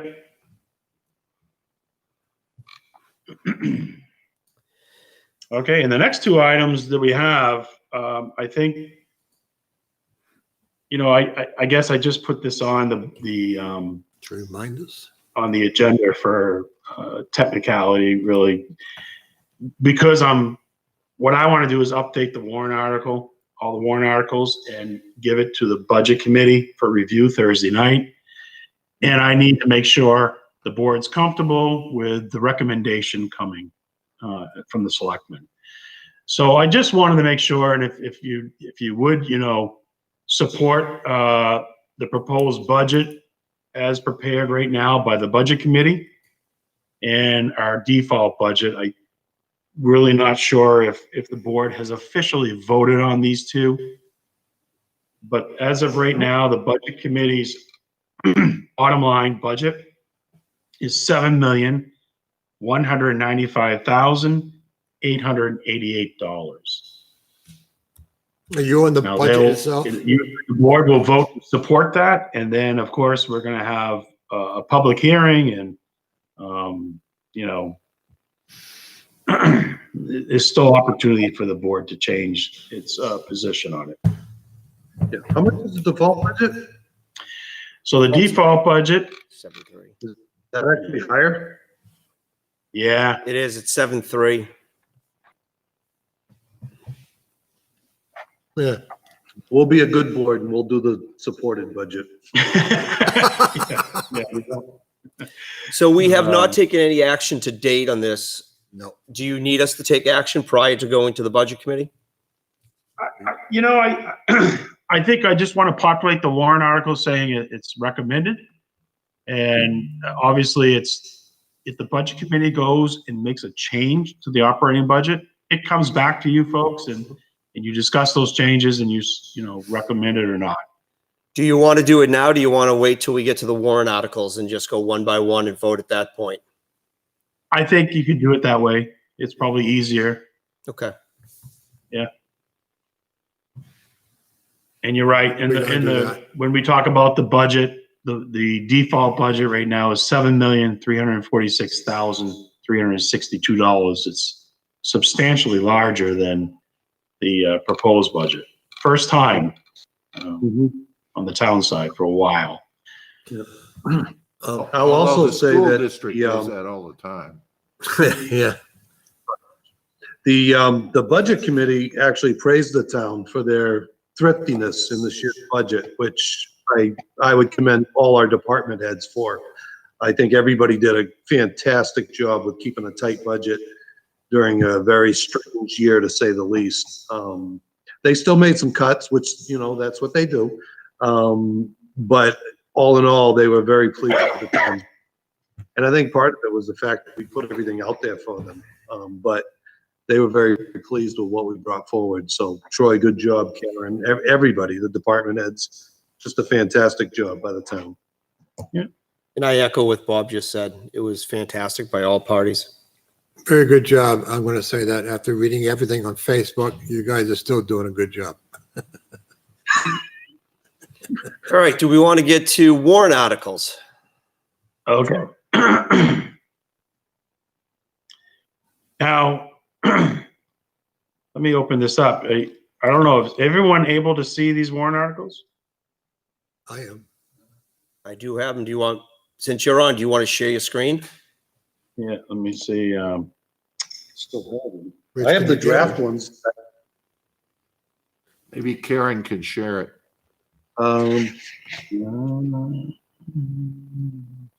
The two administrators, make up your mind who's going to do it.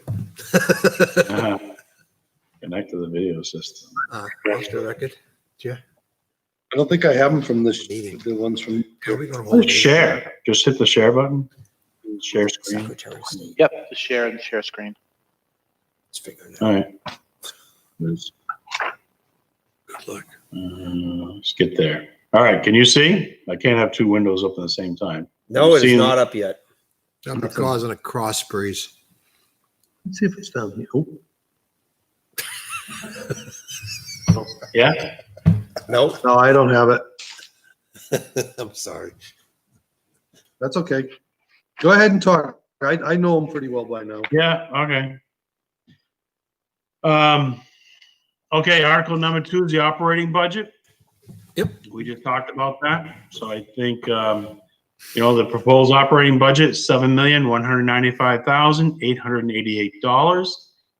And the default is $7,346,362. Say that last one again? Oh, no, never mind, I see it. No, thank you.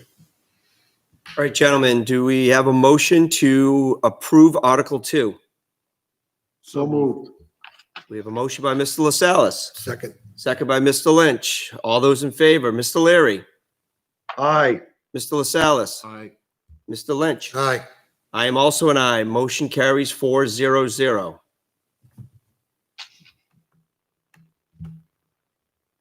Okay, the next one is article number 3, the police contract. And this one asks for $11,803 for the first year of the contract. In year 2, we disclose this information. That's not what we're asking for in the warrant article, but we disclose that in year 2, the cost items would be $59,799. And the final year of the contract, 2023, $56,163. This contract has already been agreed to by the Board of Selectmen. So technically, I would make a motion to approve it, but you have. Do we have a motion to approve Article 3? Again? Sure. Come here. A motion by Mr. Lynch, second by Mr. LaSalle's. All those in favor, Mr. Leary, Aye. Mr. LaSalle's, Aye. Mr. Lynch. Aye. I am also an aye. Motion carries 4-0-0. There it is down there, okay. I think the only question that people have on that, the difference in between year 1 and year 2 of the cost.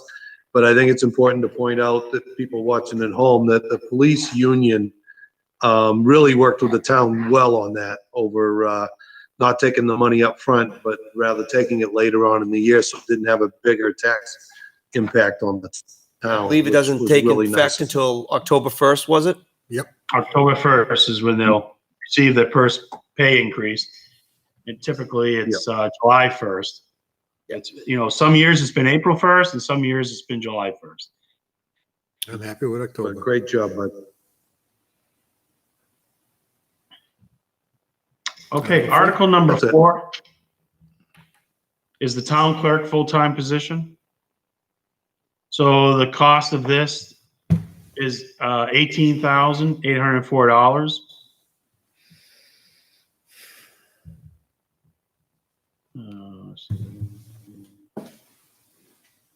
But the actual amount that will be raised is $9,579 in the first year.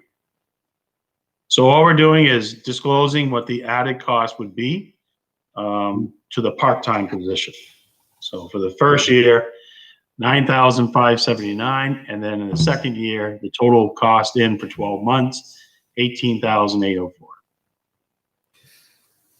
Thank you. Okay, do we have a motion for Article 4?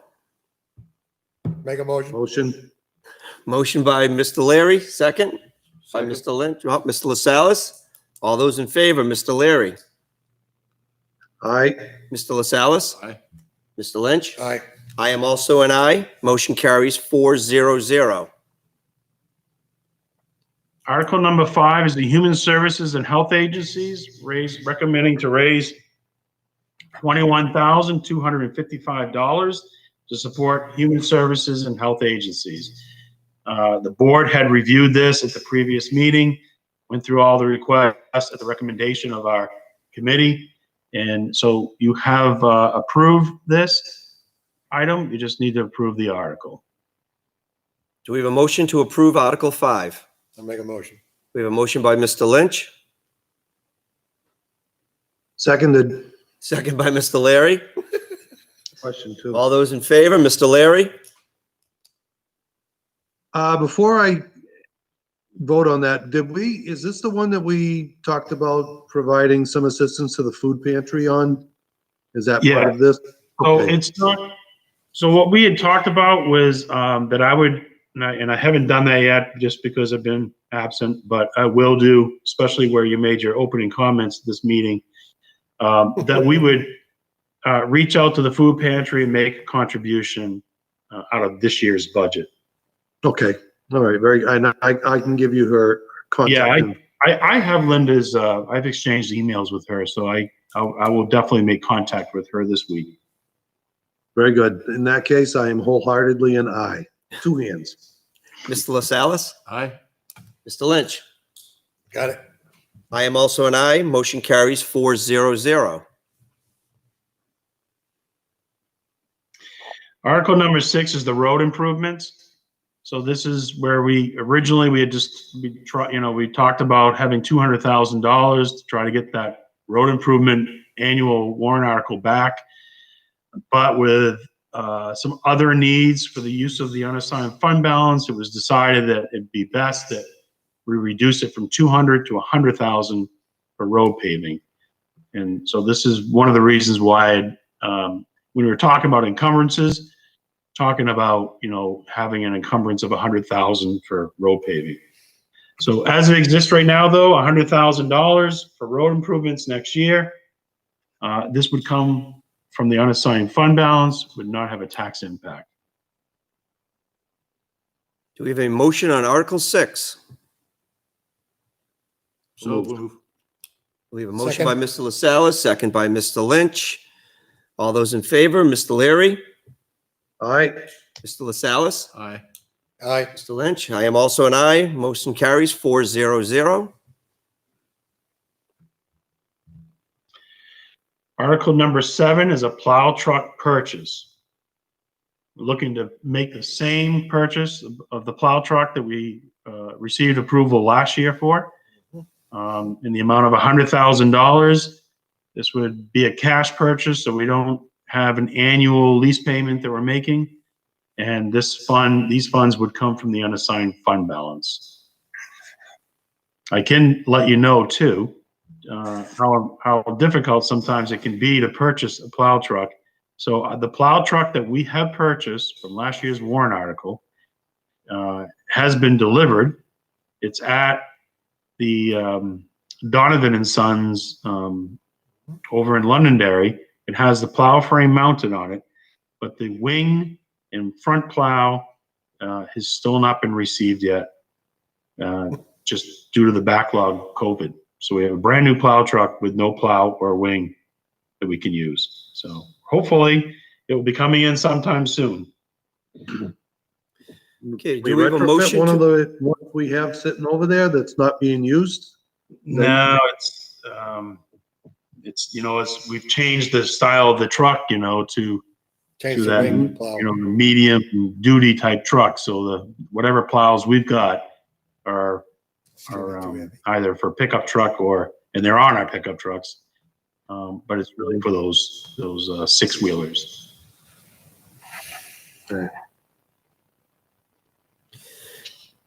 Do we have a motion to approve Article 7? Make a motion to approve it. We have a motion by Mr. Lynch, Second. second by Mr. LaSalle's. All those in favor, Mr. Leary, Aye. Mr. LaSalle's, Aye. Mr. Lynch. Aye. I am also an aye. Motion carries 4-0-0. We have drivers for these, right? Yeah, this is going to be that truck that doesn't require CDL. So we can always put a body in this type of truck. Okay. There's those Google self-driving plow trucks Maybe one day. for cul-de-sacs. Our road agent has his, but the assistant does not, right? CDL? That's correct, yes. All right, we need to be on top of that, though. Yeah, We need to make sure he gets it. he wants it. That was part of the employment agreement. Okay. Article number 8 is the Property Revaluation Expendable Trust Fund. So that was, we've discussed it before, but we're using $25,000 from the unassigned fund balance. And what the purpose of this fund is to start saving $25,000 over the next 4 years. So when we get out in year 5, we'll have enough funds available to do the update again. As required. Do we have a motion to approve Article 8? I hate taxes, but yes, we have to do it. Second? We have a motion by Mr. Lynch, second by Mr. LaSalle's. All those in favor, Mr. Leary? A reluctant aye. Mr. LaSalle's? All right. Mr. Lynch? Oh, yeah. I am also an aye. Motion carries 4-0-0. Can we make it 3.5?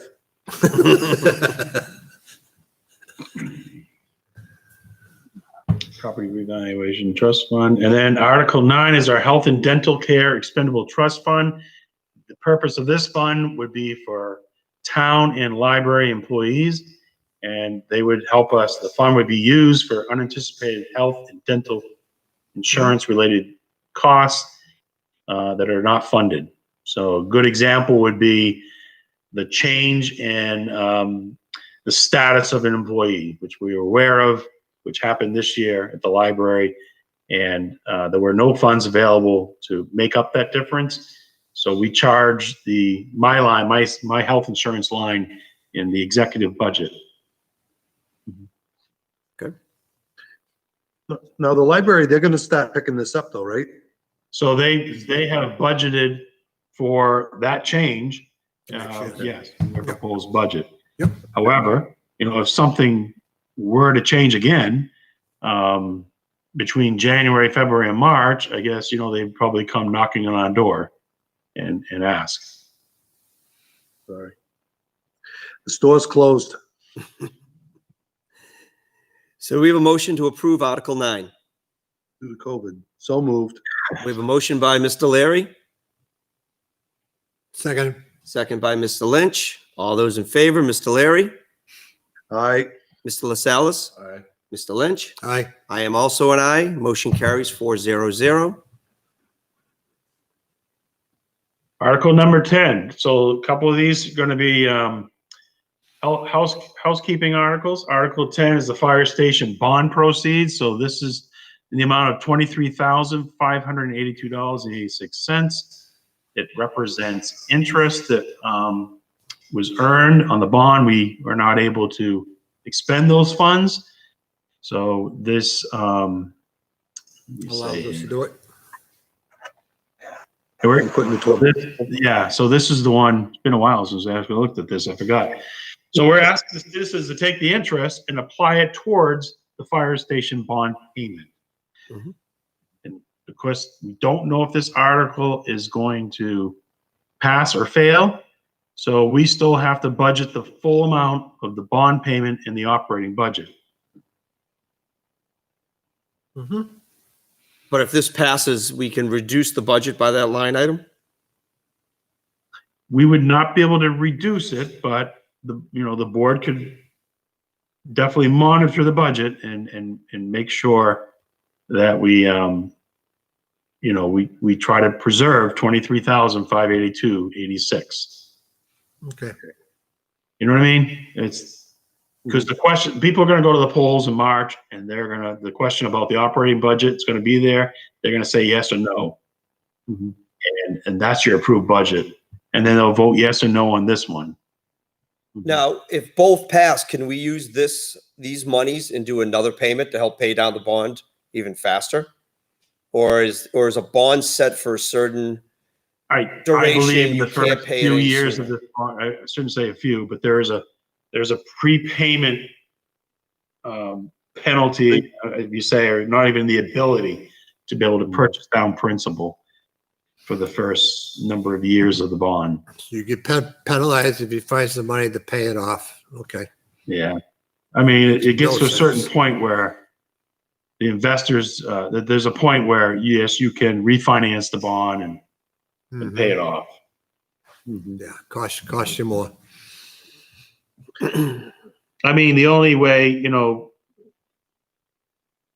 other option with this article is but it doesn't go towards, tax relief per se, is that we'd ask them to take this money and put it towards the unassigned fund balance. But You know, I think this is fine. We just, you know, need to understand that it doesn't reduce the proposed operating budget by 23.5. If we had a traditional town meeting where we're on the floor, you know, at the gymnasium, and someone, you know, we acted on this article first, then you could go and amend the, you know, the operating budget by this amount and approve that. Okay. So it's just got to be, you know, some trust with the selectmen. So So do we have a motion to approve Article 10? So moved. We have a motion by Mr. Leary, Second. second by Mr. LaSalle's. All those in favor, Mr. Leary, Aye. Mr. LaSalle's, Aye. Mr. Lynch. aye. I am also an aye. Motion carries 4-0-0. Article 11 would discontinue the fire facilities fund. This is an old capital reserve fund that was established to build a new fire station. I'm sure Kevin and Bob probably were around when this was created. Rich too. And Rich, I forgot, yes. Maybe. And Jack. So move. Just Steve and I. I should have said Steve and I weren't around. Anyhow, there's no, An old you one. know, at the time we did this, $612. So it's I think with the new station, it's best just to close this fund out. And I consider it a housekeeping article. This should go to the Selectmen's Christmas Party Fund. Food bank. Nope. Parties this year. I give you the food bank, better one. Do we have a motion to approve Article 11? So move. So We have a motion by Mr. LaSalle's, I'll second it. second by Mr. Lynch. All those in favor, Mr. Leary, aye. Mr. LaSalle's, Aye. Mr. Lynch. Aye. Also an aye. Motion carries 4-0-0. Here comes the tough ones. Article 12, solar exemption. So we had a good conversation of the solar equipment for 27,000. So, or we could say we would exempt up to $27,000. And if you see in the table below, the $27,000 at our current tax rate is equivalent to $501.66, which is kind of close to, well, it's not kind of, it's close to the veterans credit. That's just an option, you know, if you're going to have an if you're going to exempt up to a certain assessed value, or you can certainly have it exempt 100% of whatever the value is of this equipment. I think we had a healthy discussion about this last time, and you know, we kind of at the point thought we'd leave it to the point of the same as the veteran credit of $500. And we did ask you to run the scenario both ways so we know what the impact was. And everyone should know that I did the average. So right now, the assessing database says that we have 61 properties that have solar systems, which amounts to about $1.2 million of assessed valuation. So if you divide that by 61 properties, the average house assessment for the average house about $20,000.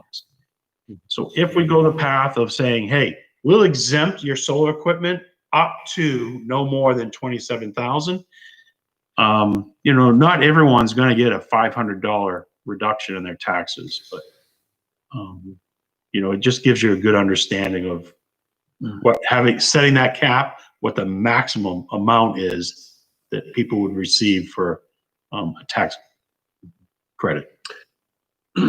I think one of the other things was exempt 100% until the current owners sold the property. Yes. That would be the one that I would favor. Yeah. So I, at the last sentence on this article, I added, I found the city of Portsmouth, they had some information on the state's website where they simply say, if the property is sold, the exemption shall be lost. Correct. Yep. So that's what I've added to this warrant article. Yep. I got no problems with that one.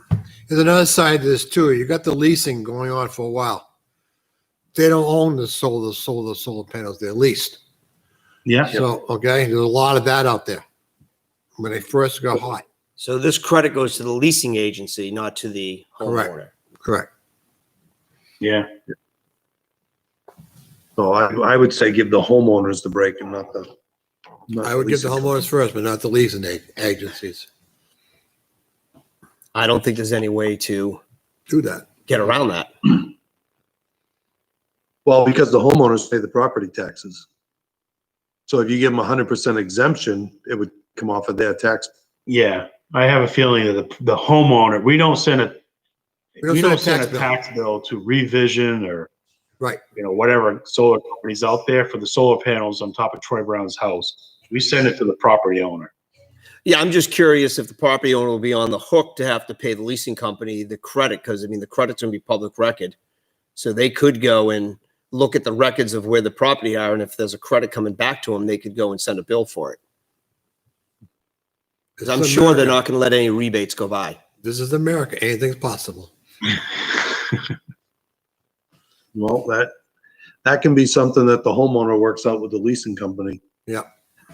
I can live with either the 100% or the $500 one. Either one is fine. I kind of like the 500 max because it puts it in line with the veteran credit.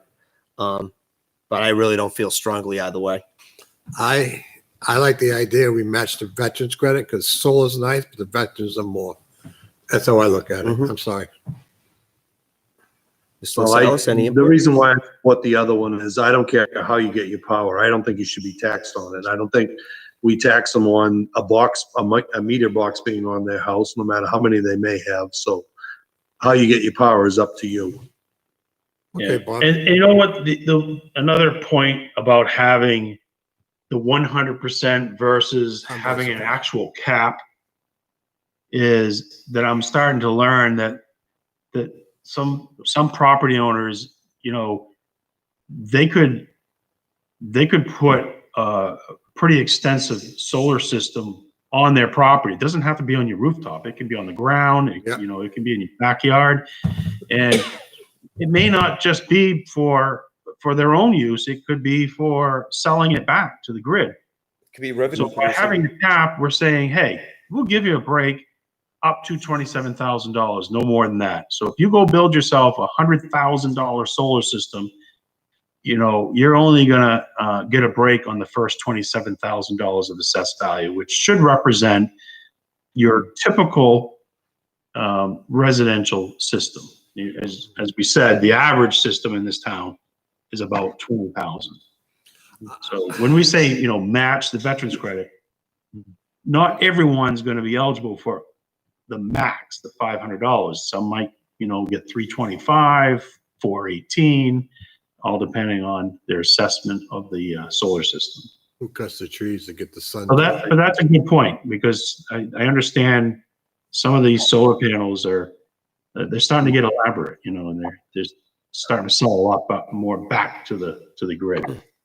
And I think when a property owner sells their house and the new owner comes in, they know they're buying solar. They know. Part of the property. I It's like a pool or anything else, I concur. Let's go to, I make a It motion. may that drive people away, but it may help them. Go ahead, Steve. I'm ready to vote. Which one did you motion? He's not. He hasn't motioned yet. So are we done with our discussion? I'm talking to myself. All right. I think Mr. Lynch has a motion to make on Article 12. Yep, I'm gonna go with the $26,000. You mean the 27, up to 27, Yeah. Five. My fault, I didn't. Yep, up to 27,000? yep. So we have a motion that it would read, such property tax exemption shall be in the amount equal up to 27,000 of the assessed value of the qualifying solar energy system equipment under these statutes. If the property is sold, the exemption shall be lost.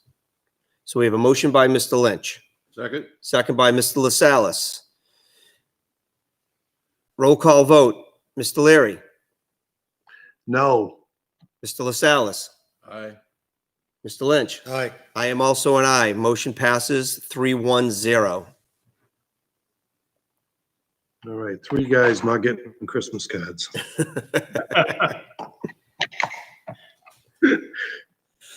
I'll drop them off at the house for you, Bob. All right. You. And so that's it. Okay. Don't we have 11, the backhoe? No, those are all, I'll take those off now. Those were all Okay, removed. those are all gone? Yeah. Oh, that was removed. Sorry, I didn't see that. All right, perfect. What version are you Yeah. using? I wasn't reading the highlights.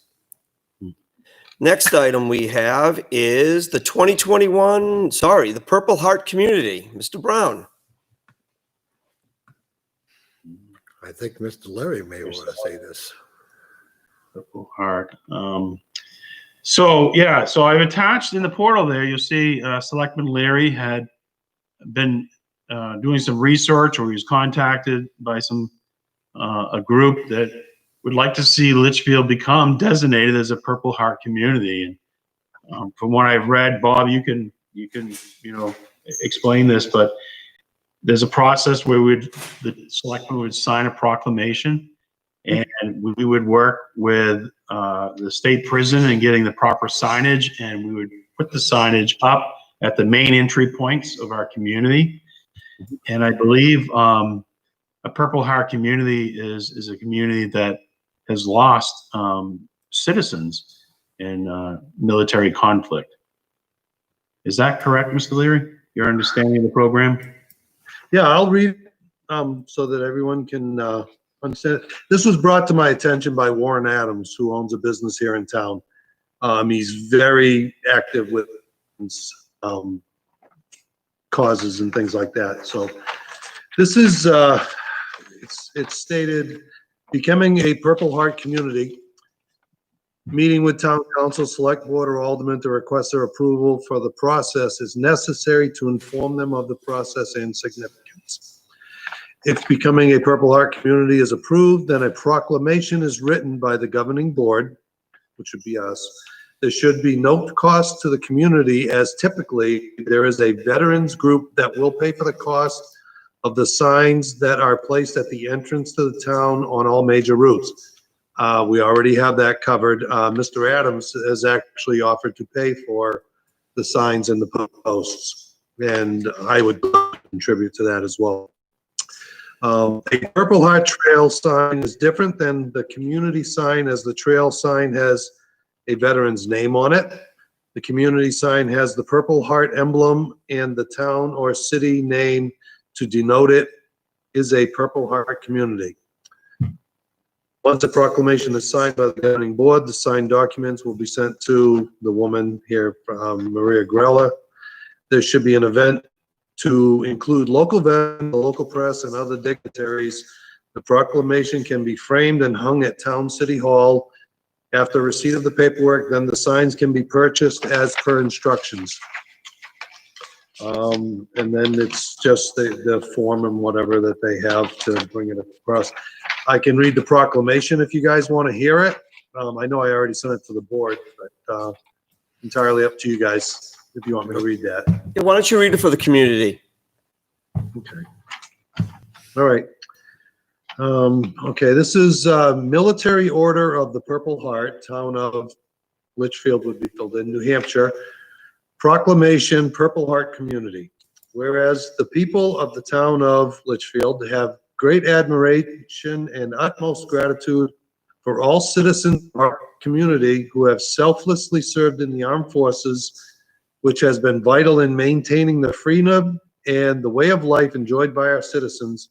And whereas citizens of our community have been wounded in action and or killed in action while serving in the armed forces and have been posthumously awarded the Purple Heart for their ultimate sacrifices. And whereas the Purple Heart is the oldest American military decoration and was created as the badge of military merit, made of purple cloth in the shape of a heart with the word merit sewn upon it, on August 7th, 1782, in Newburgh, New York, by General George Washington. And whereas the heritage it represents is sacred to those who knew the price paid to wear the Purple Heart, and whereas August 7th is nationally recognized as Purple Heart Day.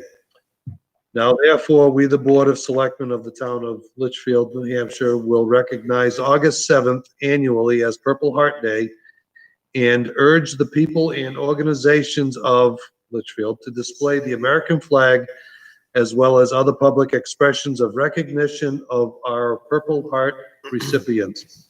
Proclaimed this, whatever day of whatever 2020 by the Litchfield Board of Selectmen.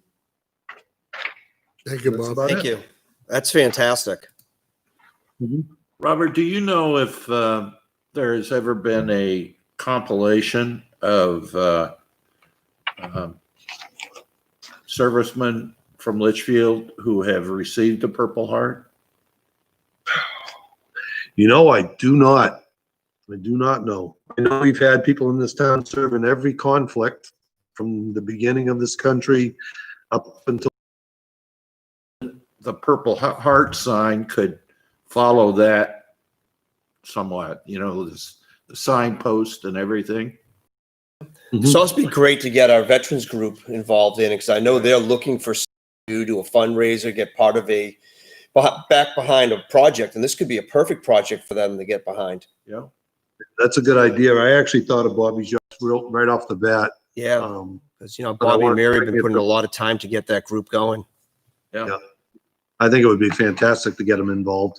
And like I said, Warren Adams has already offered to pay for the signs and the posts. And again, I would be willing to contribute as well. And I think it's a great idea, Rich, getting beautification as part of this too, and incorporate, what they've been doing around town. I really like the way they've handled those signs. The signs are Agreed. beautiful. I know. They're very nice. They look And good. the And the granite markers up by Hillcrest, those things are awesome. Yeah, That's old Litchfield right there. it's fantastic, the work they've been doing. Yep. So do we have a motion to accept the Purple Heart? I'll let Rich. So moved. We have a motion by Mr. Leary, second by Mr. LaSalle's. All those in favor? Mr. Leary? Aye. Mr. LaSalle's? wholeheartedly. Mr. Lynch? I am also an aye. Motion carries 4-0-0. I think this is another great thing for our community. Handle it, Bob. I'll proclamation so we can get it signed, and I'll reach out to her tomorrow. I probably know. Okay. See how we get started. Info, yeah, I sent it. Yeah, I have all the 4 of the attachments. Yeah. Yeah, there's 4 of them, then I have the business card too, but. Okay. And thank you to Warren Adams for taking the initiative to get this done. Absolutely. Cheers. Very much Warren so. does a lot of things. And I think when we finally do issue this proclamation, it'd be great to have as many veterans as we can in town participate. Working with the committee. that And we their use. families of fallen soldiers. Yep.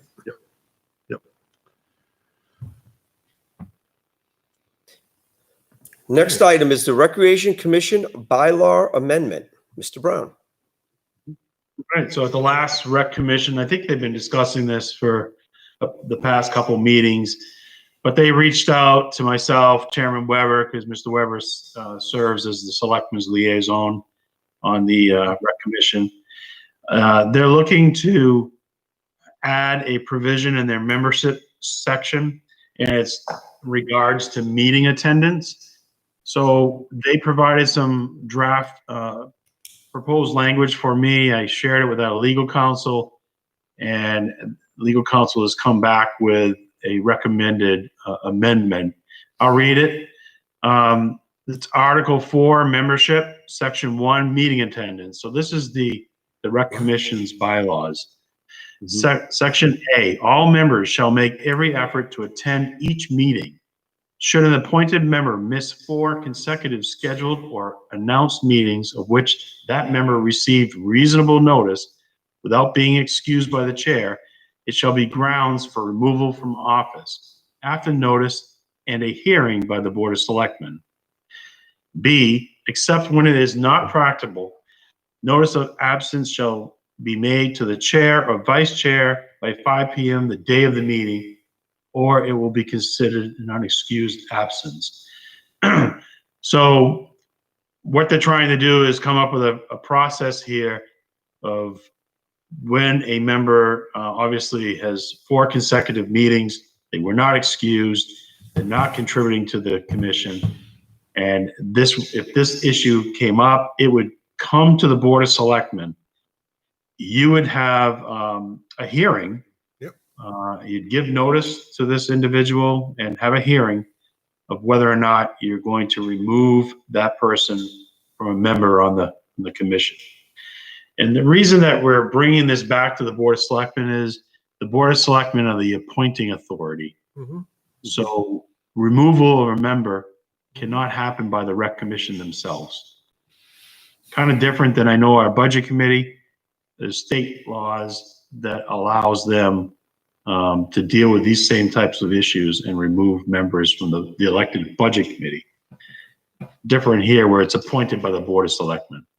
This follows suit with zoning, planning and stuff like that, that same procedure. No, I'm not sure how many of our committees actually have this in their bylaws. This came about that we have some alternates that show up for every single meeting.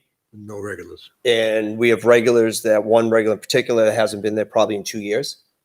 And the premise was, how do you, instead of waiting for the March time to come up for the appointment, how can we go and get somebody who shows up regularly, participating, off doing things, onto the board when somebody else is not actively participating?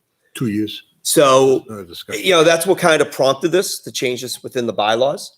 I think it's a great thing we should have probably in a lot of our bylaws. I know we have a lot of people who are willing to help out, want to help out. And then, in some cases things happen and they can't do it anymore and it just slips their mind. So it gives a way of making a change. Or excuse. There is times where you get excused because life comes up and you have other things you have to do. But this gives a way of removing an appointment and letting somebody else who is willing to serve on a regular basis, take a full-time appointment. I agree totally. So do I. So do we have a motion to approve the bylaws as read by Mr. Brown? So move. We have a I'll second it. motion by Mr. LaSalle, second by Mr. Lynch. All those in I have a que- favor? Excuse me? I have one question. Sure. If before it gets to the point where you bring them to the selectmen to vote to remove them, The committee. as long as an effort is made to contact them and let them know that, look, this is what we're thinking of. You either need to show up or, beat feet. That could be procedure. Without a them an doubt. I think that would be opportunity. normal procedure, Bob, and I feel the same way. I mean, you got to give the person, reach out, and there could be a good reason, medical, something could have happened, anything. But I think the due diligence has to be done by the commission or the board before it comes to us. The commission is Okay. it's gonna be the first step. The commission's not happy, then Yeah, I'm that's the good. second step. Okay, thank you. So, Mr. Leary, what is your vote? Aye. Mr. LaSalle? Aye. Mr. Aye. Lynch? I am also an aye. Motion carries 400. Next on the agenda, I believe, is the town administrator report. Has he been here? So, not too much to report on. Guess not. Obviously, been doing the best I can with my medical situation this week. Feeling a lot better and looking forward to working on stuff this week. So I will stay out of the office this week. I just think it's a good thing to do, just to give myself a lot of confidence in myself and confidence in the staff. I don't want anyone to feel uncomfortable at work, and I don't want any chance whatsoever for me to cause any medical concerns with the town hall staff. So So if any reason you need anything doing from your fine. office, off your desk or anything, let me know and I'll drop it off for you. yeah, And I'm around too. He's always on the phone. I live on the phone. Before we get into the selectman report and before I forget, I would like to open it up for public input. Are there any members of the public on the line that would like to give input this evening? Who's that on the corner over there? Seeing there is none, Chair, I I will don't close see public anybody. input. Who's Thank you, Matthew Mr. Sullivan? Brunel. That's Matthew Sullivan. He does our minutes. Yes, I'm sorry. All right, next is selectman report. Mr. Leary. Well, we have our warrants done, so the committee will go over them on Thursday. Thumbs up, thumbs down, and I think we're done till deliberative. It's been a long process I'm sure it has. It only happens once a year. and a little live. Mr. LaSalle's. Yeah, the Heritage Commission has actually had a couple of meetings since we met last. Most of the discussion has been with the old muster grounds. Apparently the state is convinced that there are still bodies buried in the cemetery on the west side of 3A. So they're going to bring in a ground penetrating radar, and maybe we'll find something, maybe we won't. The gentleman lives. So in between the town. road and the river, they believe there might be bodies buried there? Yeah. Huh. Well, there It was was. at one point, and then they were shifted, but they think that, May have missed a couple. yeah. The bodies actually, I believe, were washed downriver by the flood of 36. The stones were saved, but I believe most of the bodies, I don't think there's anybody buried behind the church. It's just stones. That's what I've been told too. Robert, you will admit that you talk to 6 different people, you get 6 different opinions, right? It's Forbit. You get the name right? Is always spoke of, so. Yeah. You know what? Somebody there, hey, Yeah. What's well, Waldo. Bobby, you talking to us? Yes. Said you might find Waldo. The guy who does the penetrating sites and stuff like that, he lives in town. He does it all over the place. Who's that? I can't remember his name. He lives off Masqua. the Pat Jewett funeral was, since we had our last meeting, I thought it was very nice the way the town turned out and the way she was honored. I don't think there's anything that we could do to totally honor her, but You did all you could do. we did a pretty good job. Mhm. Uh, I think Mr. she'd say, what's all the fuss about? What's that? Right? I think she'd say, what's all the fuss about? Well, I think she appreciated recognition. I asked her one time She never told what us. she wanted when she died, and she said to have the flags at half staff. So that was quite an honor, and I was happy to do that because I know that she would have been happy to see that. So Yep. I've been talking with Frank Byron about the last election, and he and I have shared some concerns with respect to the voter checklists and the way the ballots were handled. Apparently, there have been a few towns where Wyndham was I saw that. particularly bad, where there was some really stark anomalies and unexplained things, and no thought that there was anything wrong with Litchfield. But what Frank said was, when you have an absentee ballot that's been folded, when it goes and if it has a write-in on it, Yeah, Bubba. when it goes into the machine, it doesn't work right. And Yep. I've been concerned over the years with the voter checklist. So the bottom line is Frank and I and Bob Redding are going to get together sometime after the beginning of the year. We're going to go over the voter checklist, and Frank is going to probably end up going before the Secretary of State, and there may be legislation that comes out of this. But it's not that there was really anything wrong with Litchfield, but there with all these write-ins and mail-in ballots and stuff like that, there's a chance of problems. The other thing that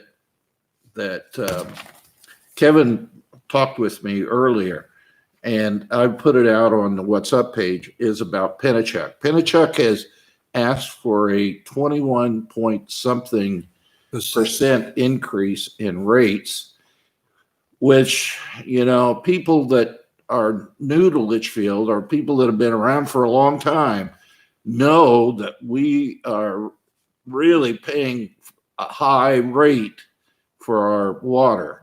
So I don't know if we'll be able to do any good on this or not, but it's worth the effort to go through the exercise of making sure Pennachuck knows that we're here.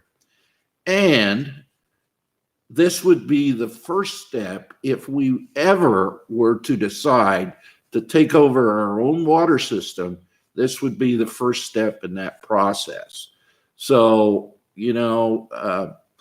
I've been in contact with the person that runs Hudson, and I've been in contact with the consumer person at the PUC.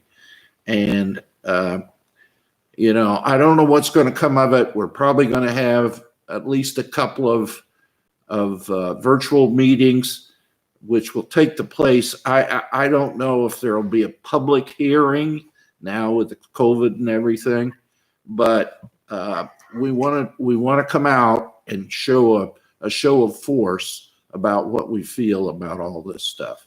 So that's where we stand. Okay, thank you. Mr. Lynch. I had a planning board meeting last week. No, 2 weeks ago. Sorry. Yeah, because we had just a small stuff. It all got approved. There's a small site plan has signed. Okay. Stuff. All right, from a Recreation Commission standpoint, we had the bylaws last Tuesday we discussed, and we also voted on the new field maintenance, which came in. We actually had two bids. One was from a company called Trimmers out of Londonderry that I believe was at $63,000. And then we had Natticook Lawn and Landscape, which came in at $53,000, and the commission approved the $53,000. So that will be in front of us at our next meeting for approval. Thank you. Other than that, I have nothing else to report. We had no items removed from consent. We have no other business. Our next meeting will be on December 28th. Do we have a motion to adjourn? One more thing. On one other, Troy. can I just say, I ran into the gentleman from the AG's office who inspect us during the election, Steve. He lives in- Yes. Better than I do. Yes. James. Okay, I ran into him. He was walking his dog, and we just chatted briefly. He told me that he wished that all the towns in New Hampshire ran their elections as tightly as Litchfield did. That's right. He just absolutely glowing about the way that our town handled it. And I wanted to throw that out there because Frank and Terry and everyone that worked on that process, because it was a process that day, they deserve all the kudos that they get, because it was very difficult, and he just couldn't say enough good about it and the way it was run. So again, thank you to everyone who was involved. That's fantastic to hear. And yes, thank you. It's good times to hear something good once in a while. Mm-hmm. Town meetings coming up, deliberative session, all that. Of course, we are celebrating the COVID. We got to look at the long-range plan of what we can do to hold our public hearings and stuff, and where and how and what. So we brought that up at the emergency management, and Chief Freitzel brought that back. So we're looking for direction from the Secretary of State on how that will be handled, because we have the budget hearing first, and then we'll have the town deliberative and school deliberative. So we're waiting for guidance back from Secretary of State on how they can be handled. Okay. And LCTV. Definitely will. It's interesting that the legislature is the latest. Of course, we had a tragic situation there with the recently elected speaker passing away. But the latest is a drive-in legislature. And how that would work, I don't know. If you Are have they gonna bring it to four, a drive-in theater? well, 400 people, you'd have to be a pretty good sized drive-in to Yeah. have 400 cars. We could bring it to Milford. Yeah. Use Is both there screens. 400 there? I think so. And then the We got two music. drive-ins. As long as they serve popcorn. One more item that I'd like to at least throw out here, and this is for Troy. I had a citizen call me last week before you went on your sabbatical, I'll say. And he's concerned about Brook Road, the drainage, and he hasn't heard back from you on that up there. Mr. Martineau. I think he's looking for a response.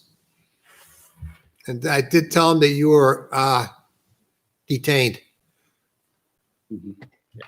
While he was home. He wasn't allowed to pick up the phone. Didn't we have a plan for that?